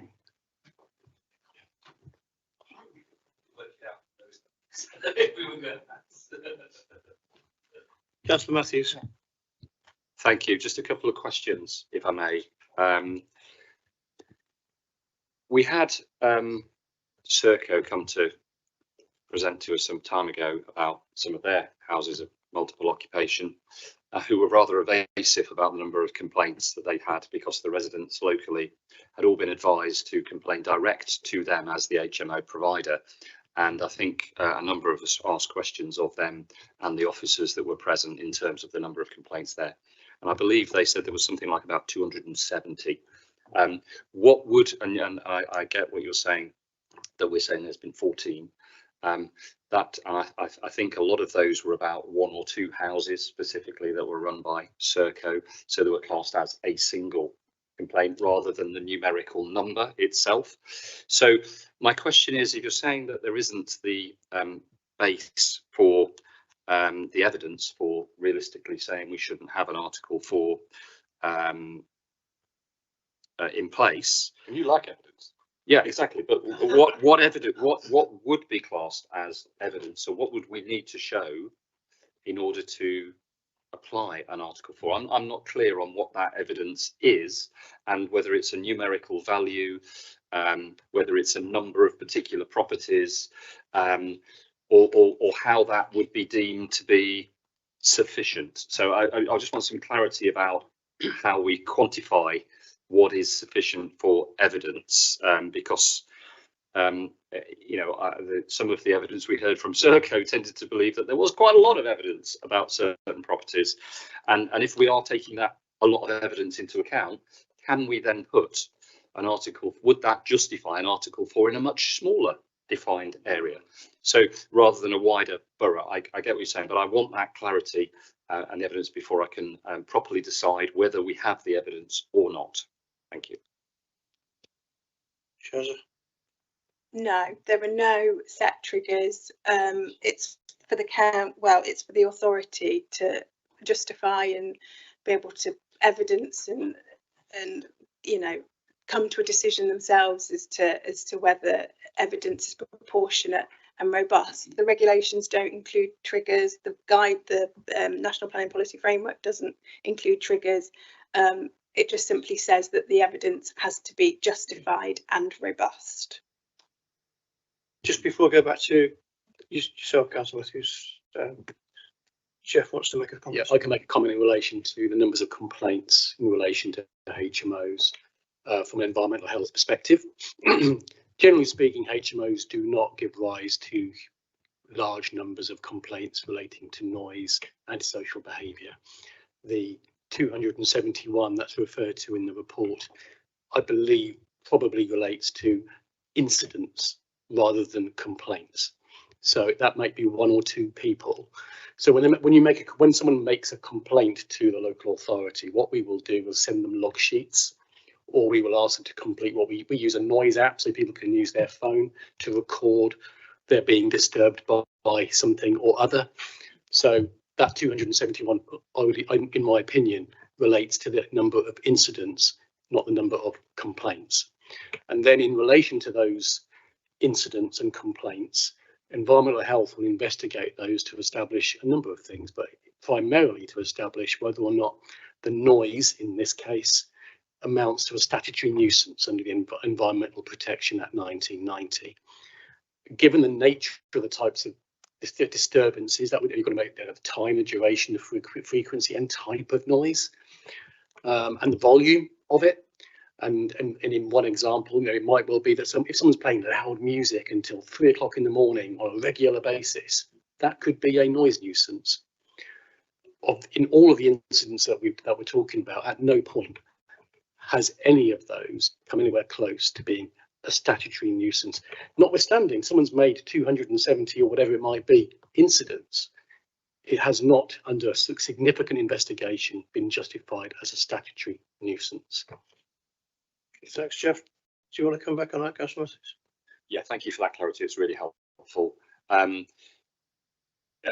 know Councillor Phillips will want to come in because I think most of those complaints are from a particular HMO, and that was down to the next part of my question. So if we are getting problems with a particular establishment, I mean, I'm not against the principle of HMOs because I do think they do provide a valuable service. And again, the locations of a lot of them are significant because on the major arterial roads where the housing stock is bigger, split up into flats, or is capable of having more people, perfectly fine, has always been houses of multiple occupancy, etc., no issue. I think some of the issues have arrived where these HMOs are converting from what are traditional 2 or 3 bedroom properties into 6, 7 plus person dwellings, and that's where the complaints, the noise, the antisocial behaviour complaints and the incidents are being accumulated. So if we have those incidents, I get what you're saying about it being below the threshold for us to take some form of enforcement action, but would that be sufficient in terms of volume for us to justify a smaller article for in a specific, very specified area to simply give us control over planning decisions about more of these smaller HMOs turning into bigger ones. Thank you. Do you want to come back on that, That's a Jeff? question for planning, really, rather. Yeah, question for planning. Councillor Phillips. Thank you, Chairman. Right, I think Councillor Matthews has asked a lot of my questions, but I'll go on. The Article 4, we're making it sound like we want it so we can refuse all the HMOs. That's not the case. We want the Article 4 so we can actually protect certain areas. And the one which I'm not going to mention where it is, except it's in my ward and it's the only one, which had all the complaints or incidents. If we'd had a Article 4 in place, that would have gone to a planning committee. And I'm convinced that that would never have been allowed to put a HMO on a quiet cul-de-sac of 7 properties, family properties, with 6 people in there. And if it was allowed, it would have gone to committee and would have had a chance to discuss that to make sure that it was in the appropriate place. So for me, the Article 4 is there to sort of future-proof and protect and make sure that we put these HMOs in the right place. Because once they're there, you've got them for 5 years plus or whatever, potentially forever. And I think, you know, we mentioned about the 271 complaints, and there hasn't been as many. The reason there hasn't been as many is because there's been no action at that particular property. And, you know, people are getting fed up. They're not going to carry on recording all those complaints. So everybody thinks everything's hunky-dory when it's not. We've got, you can see from the map, we've got the clustering in West Bridgeford. So maybe an Article 4 to cover West Bridgeford, which would include Compton Acres. So we can just make sure we're not getting too much concentration in a certain area. And I really do think there is a good argument for the Article 4. Yeah, thank you. I'm going to ask Shaz to come back on that one. Article 4 directions, they cannot legally be used as a preventative measure. You said that that house was within a quiet cul-de-sac of family housing, so there would be no justification or robust evidence to slap an Article 4 in that area in the first place. And I think the other, what was your other point? I can't remember. Article 4. Oh yes, over the whole. Yes, the other thing is that we do not deem that simply a higher number of HMOs in an area is enough evidence to suggest that an Article 4 is required, because the regulation specifically said that it's not the volume, it's the impact on amenity and well-being of the area. And whilst yes, that there is a volume, there's just not the evidence there looking at the number of complaint service requests to the Borough Council and the County Council that there's an impact on amenity or well-being. Councillor Grocott. Yeah, I agree entirely with Councillor Ellis. The point he made quite succinctly right at the outset. I think it's really unfortunate, and I do sympathise with the situation. I mean, I've not got HMOs in my ward, but I've had cases of perceived antisocial behaviour where the threshold, where the person is adamant that they are suffering, and they may be suffering, they may be seriously suffering with their mental health and other challenges of this neighbourly dispute. But I've had conversations with Jeff and his team, and the threshold for a statutory nuisance just simply hasn't been met, and that's the situation that we're dealing with here. I mean, if an Article 4 could be used as a preventative measure, every single local authority in the country that was so minded would be applying for them across the board. I think the difficulty is, and forgive me if I'm wrong on this, Shaz or Jeff, but you would need a cluster of them in a particular community, fundamentally transforming that community, and multiple occurrences of antisocial behaviour that would hit the statutory nuisance threshold. That's what we'd be sort of looking at as a level to get an Article 4 in place. So as Councillor Ellis said right at the start, we're just not getting the threshold. There are other tools around antisocial behaviour and statutory nuisances, you know, that can be used as well. And, you know, Jeff's team do a great job in enforcing that. But, you know, as much as, you know, I do have sympathy, and, you know, if I've had a case like that, I'm sure it would give me a big headache. But we all have, it's the persistent thing that we all deal with, especially those of us that represent areas where people have a certain level of social capital and expectation that their lives should be a certain way, and the threshold isn't met. There's no threshold for residence parking, there's no threshold for double yellow lines, there's no threshold for a statutory nuisance. It's the story of my life as a ward councillor, quite frankly, and I'm sure many of us can empathise with that position, and I'm afraid this is just another example of that case. Thank you. I'm going to go to Councillor Plant, and I'll come back to Councillor Plant. Thank you. Obviously, I am the member for Trent Bridge Ward, which is a one-member ward now, not even two. And, you know, I have at least 80 HMOs within that ward. Now, that, I mean, in terms of an Article 4, I think looking at for an Article 4 across the borough is a complete and utter waste of everybody's time.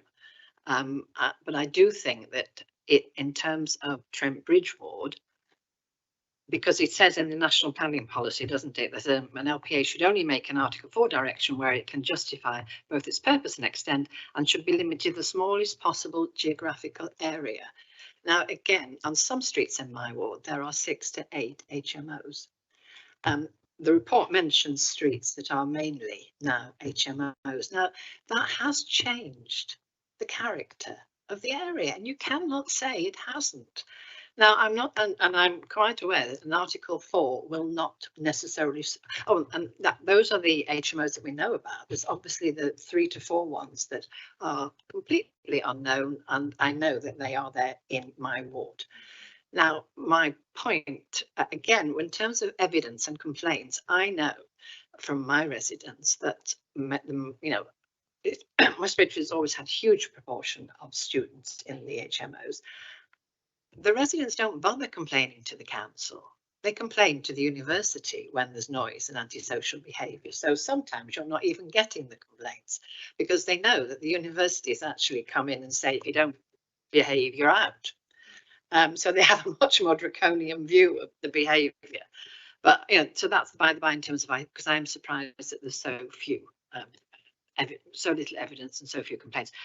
But it's not appropriate to have a ward my size with that amount of HMOs on and say that it's not having an impact on the neighbourhood. And you know, I am having more residents coming to me and say this is a family residential area, and we have, you know, we know we have 3 HMOs on our road, but we really don't want any more. And there are no tools seemingly to say when is enough, because without a doubt there is an over concentration. I mean, I think Trent Bridge probably has the most, but without a doubt there must be musters, and I know obviously parts of Compton Egg because on the other side of the river.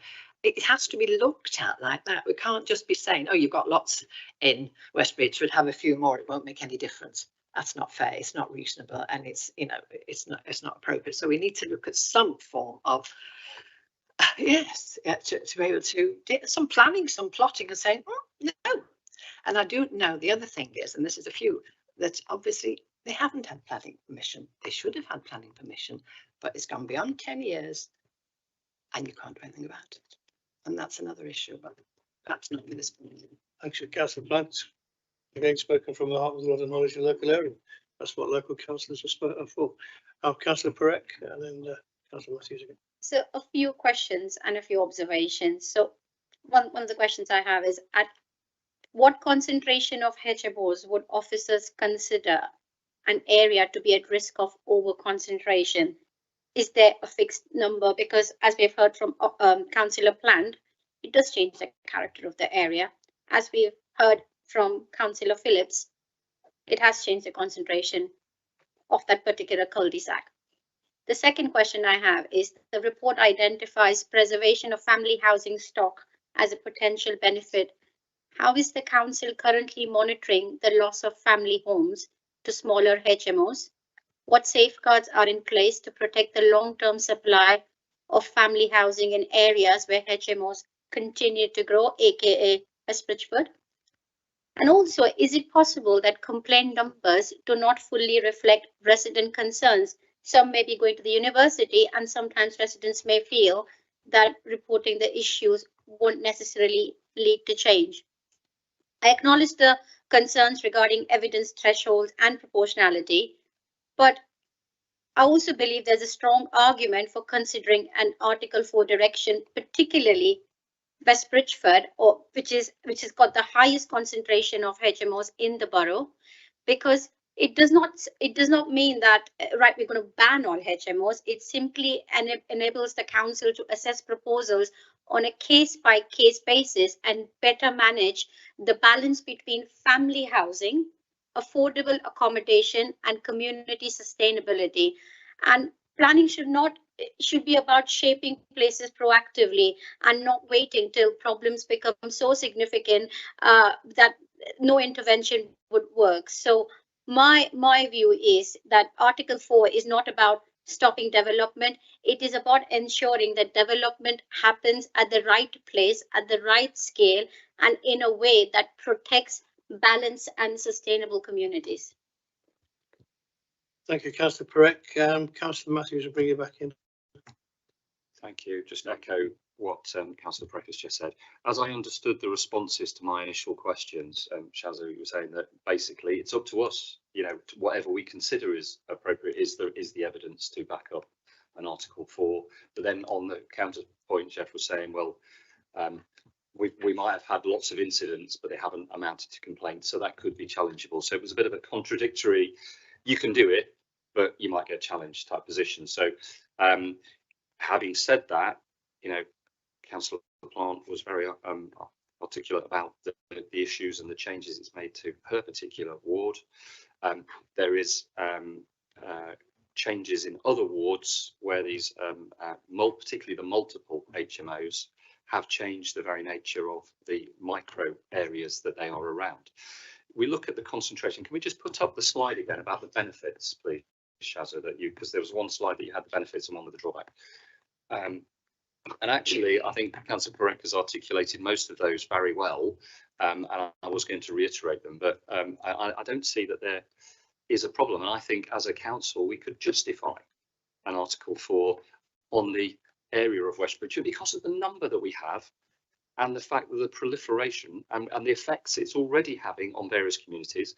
And as that is spreading out into the residential, the family housing residential parts of our town, West Bridgford, it's having a detrimental effect. So I think simply putting a level of scrutiny under these, it's not denying anyone, it's just giving us some scrutiny over those decisions, isn't necessarily a bad thing, and is, in my opinion, perfectly justifiable. And as Shazza has said, it's a matter for us to decide. So I've got to say I can't see the issue as long as we can define what the smallest possible area is. Whether we exclude the arterial routes where the bigger houses are and we concentrate on the smaller residential parts of West Bridgford. But I think there is an argument to be made to have an Article 4 in some way, shape or form that probably needs a bit more detail adding to it. Thank you. Before I go to Councillor Grocott, Shazza, would you like to come back on what Councillor Matthews and possibly Councillor Perek has also asked you as well? Yes, you've hung on my every word there. And yes, it's for the council, to form an opinion and implement an Article 4 if you see fit.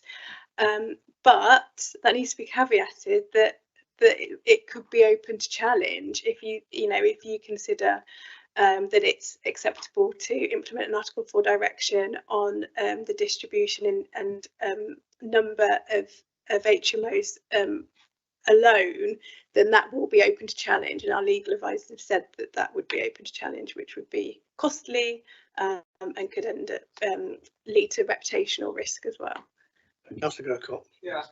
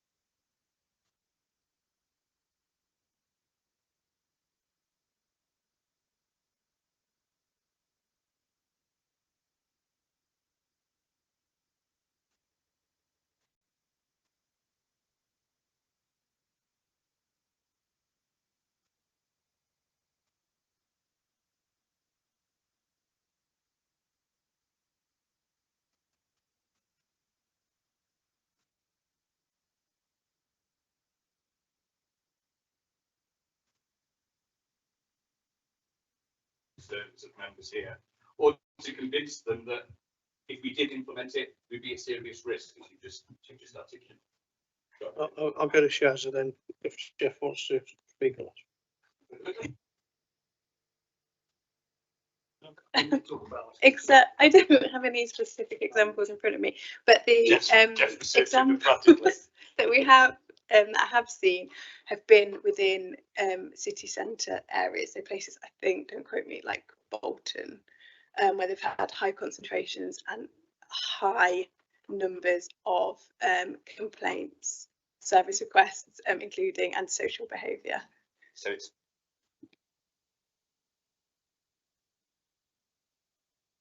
my community is different and there's different types of houses on my streets, that sort of thing. So there has to be like the antisocial behaviour element.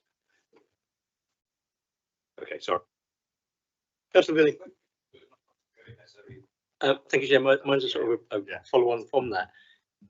If we do not have an Article 4, what tools are available so you can manage clustering and HMOs through planning and licensing?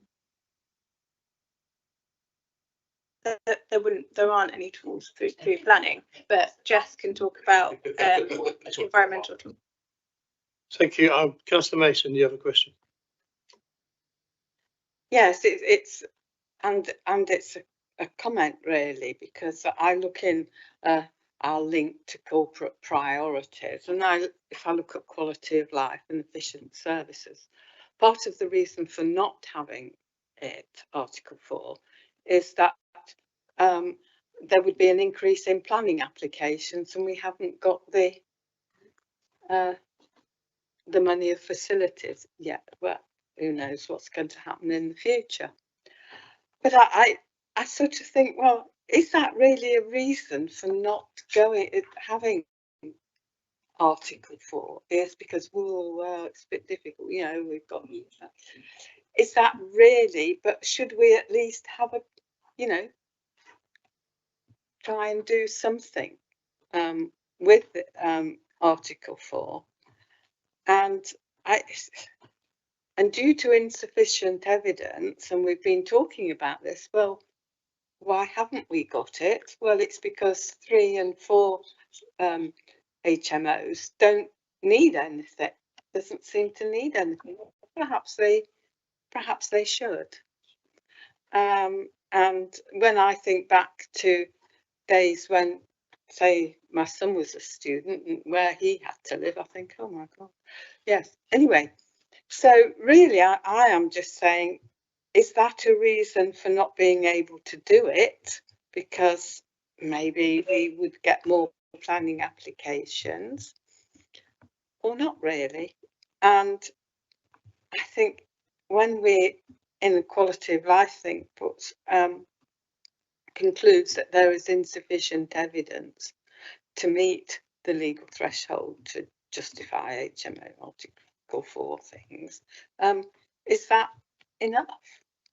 Really, I'm just saying I don't believe it is. Thank you, Councillor Mason. Anyone else wish to speak? Councillor Prick.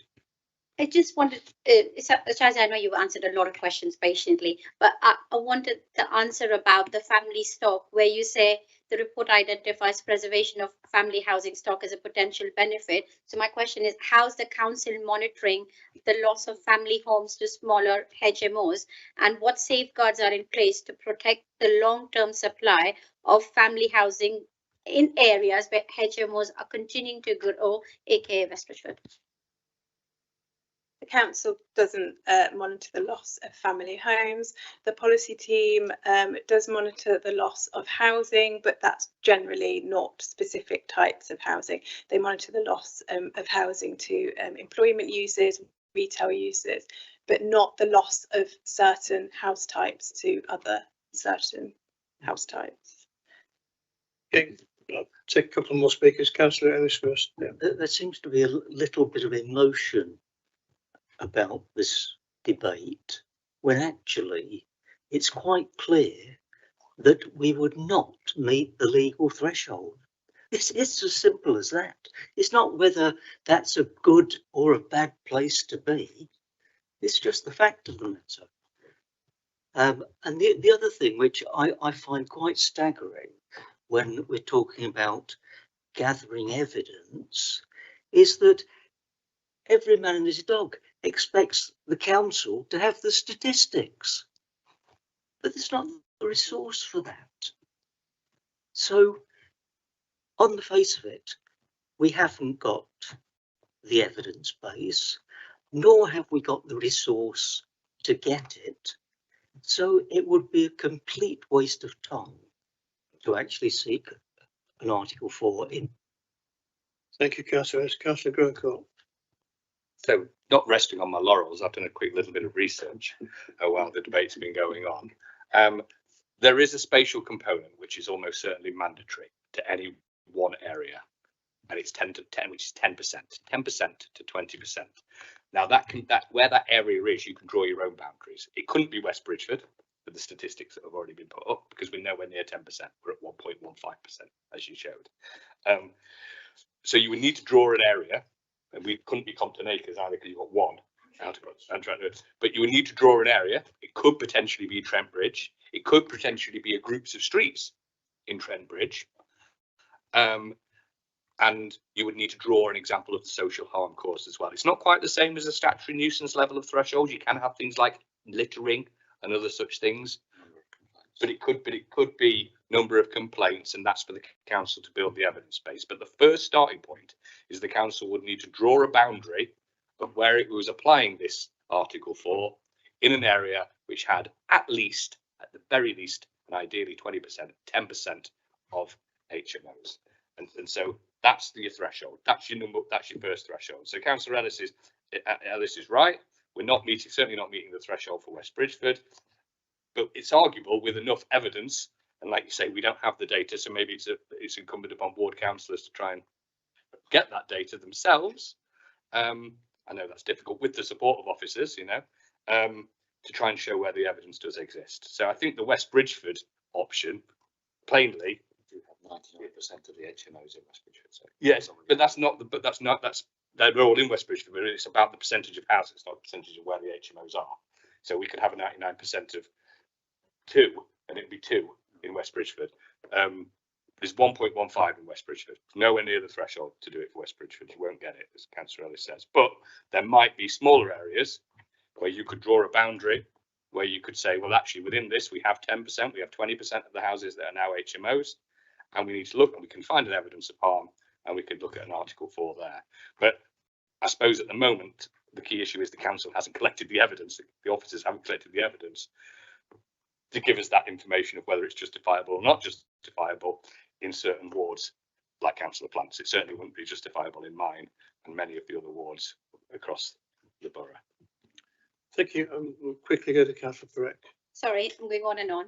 So one of the things I want to understand is why can you explain why we believe that an Article 4 direction cannot be lawfully introduced to protect the local amenity and establish family character of, say, maybe Compton Acres or maybe Trent Bridge, where the National Planning Policy Framework expressly allows Article 4 directions where they are necessary to protect local amenity or the well-being of an area, provided there is robust evidence. Now, what I've heard today is, and what everybody's asked, and yes, I'm very passionate about it because that's my job as a councillor, to listen to my residents. So if this debate is passionate, so be it. But one of the questions I have is, I could not get any evidence today from officers about what safeguards are in place in terms of monitoring long-term supply of family housing. I've got no evidence about the loss of family homes. I've got no evidence in terms of any fixed numbers which can be considered as an over concentration, where then we say, okay, let's have HMOs. So if there is no evidence, this matters come to the committee. What are we exactly scrutinizing? Because there are a lot of gaps still. And on the basis of all these gaps and the fact there is no other tool other than Article 4 direction, which you have said, Shazia, what other option do we have where residents have raised concerns? Is there any other option? No. So I'm still of the view, and from what Councillor Grove has said, certain areas of West Bridgford, maybe Compton Acres, maybe Trent Bridge, there needs to be those boundaries. We do need Article 4 for them. Okay, I'm going to ask Shaz, have you got an answer to that, for that, or do you want to come back in? Any comments? No comments, okay. If nobody else is going to speak, the conclusion for this, in relation to the key lines of inquiry set by Cabinet on 10th of February 2026, the following conclusions have been made based on the evidence gathered and reference to local and national planning legislation and guidance. The question we've got to ask, and I guess agree or disagree, is there a robust evidence base demonstrating harm or risk of harm? Councillor Gregor. Of course. I mean, would it not be, well, if we aren't going to agree with that, which basically says we're not going to pursue it, is there an option of asking for further analysis to be done? Because it's clear that we haven't necessarily looked at specific areas of West Bridgford. We looked at West Bridgford as a whole. If that information has been presented to us, it's clearly not going to be feasible. But could we take a group of streets, perhaps we've got a clear map of where they are, align that to a neighbourhood or a local super output area or an electoral ward, and say, okay, this has hit the threshold. Even if it's just as a watching brief. So we might go, okay, well, we found that there are 10% of HMOs here, and we're not sure about the social impact. So we're going to keep an eye on it, see what comments, see what gets reported through the ward councillors, etc., etc. So, how would you want to word this recommendation? Oh God, officers, there's a lot in there, so we need to make a recommendation. So I think so the recommendation is that we can accept that further work is required. We can accept that a West Bridgford wide Article 4 application would be very, very unlikely, almost impossible to succeed. But we don't necessarily want to decide definitively now that we're not going to pursue it. We'd like further investigative work. Yeah. I'm just hang a second. Jeff's writing this down. Yeah. So yeah, I'm just going to come up with a definitive wording. Look at all areas, gather the evidence to make that decision. Yeah, bring it back.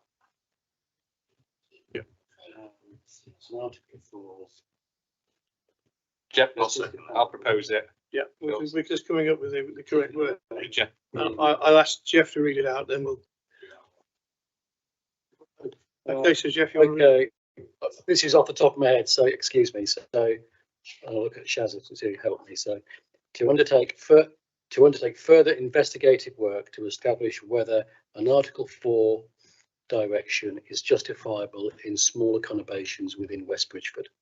Yeah. Okay, and do we have a second for that? So all in favour of the recommendation? So maybe do you want to change it, Shaz? Do you want to? Okay, hang on. We're going to change the wording. Yeah. Neighbourhood. Yeah. You want to read that out again? So I literally did it off my head. So to undertake further investigative work to establish whether an Article 4, is it direction or order?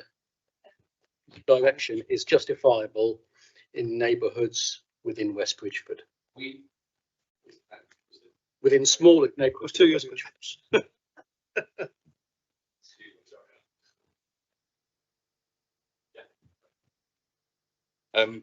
Do we have to vote on the substantive proposal as well, or can we just ignore that and say we all abstained on it and this is our new one? No, we can just go to the recommendation. Yeah. Okay. Yeah. Well, you need to vote on. So we need to vote. Yes. We voted on that. You need to vote on the recommendation. Yeah. Yes. So we're rejecting the recommendation, or are we abstaining? Yeah. So what you're doing. Sorry, Chair. Procedural. Yeah, help us out. I've got a copy in front of me. You're basically saying that you do not feel that the current evidence does not justify an Article 4, and therefore actually that the committee decides to undertake further investigative work to establish whether or not Article 4 direction order is justifiable in smaller areas within West Bridgford. Yeah. Yeah. Yeah. I mean, if you look at paragraph 428, it actually states that The evidence set out in the report does not demonstrate at the time that HMOs are causing harm to the local community or well-being at a sufficient level to justify the introduction of Article 4. I think, Chair, we've got to accept the officer's recommendation and then move that further work needs to be done. Yeah. Yeah. He's right. We aren't saying we want an Article 4 now. We're saying, yes, we agree that there isn't the evidence, but we also resolve this. We're saying there isn't the evidence across the whole of West Bridgeford. Yeah, that's all. Yeah. So Oh, yeah. agrees. So therefore, there's a preamble to that. Look. Sorry, Chair. Councillor correct. It says the 4.28 says is Article 4 direction, either borough-wide or specifically within West Bridgeford. So as part of the recommendation, can we remove the West Bridgeford element and just keep the borough-wide element? Because yeah, I would say we reject it and then propose a new one. yeah, okay. So do we have to vote on the rejection? To vote on the rejection. You just need to vote on it, as I'll see it, on a recommendation, because all you're being asked to do in the recommendation is to make comments. Well, that's the comment we're making. And the comment you're making Is is a recommendation. Undertake further investigation. Yeah. well. Do you? I think. Do you agree with the recommendation that I've laid out? Yes. Yes. And then vote on that. Yeah. Right. Then. Nobody against? No word against it, but I think we've given it a real good grilling. I think we have, yes. We've sorted that out. Leave it with you now. And I go and have a lie down. I think that's where Peter's gone. We'll lie down. Move on to the final item on the agenda. Agenda item 6, which is a report of the Finance Corporate Services work programme. The work programmes for all scrutiny groups were created and managed by the Corporate Overview Group, and the group accepts and considers the scrutiny matrices from both officers and councillors, which propose the item scrutiny. And the work programme is detailed in this report. I take it you've all read it, and members are asked to propose future topics to be considered by the group in line with the council's priorities, which are the environment, quality of life, efficient services and sustainable growth. Has anybody got any comments on that? No? Not on that, but I forgot to thank Shaza because she's done, your report was really, really good. And I know we've grilled you so much, and I think a real thank you, because it wasn't an easy scrutiny, and I think you've come for the first time. I know you've been working for a while, so thank you so much for doing that. But within this committee, I think I've seen Shaza for the first time, so thank you very, very much, and thank you for answering all the questions. Thank you. You took And Jeff is a seasoned player, so I was about to thank the officers for their attendance this evening and thank everybody else for attending, and have a safe journey home. Good night.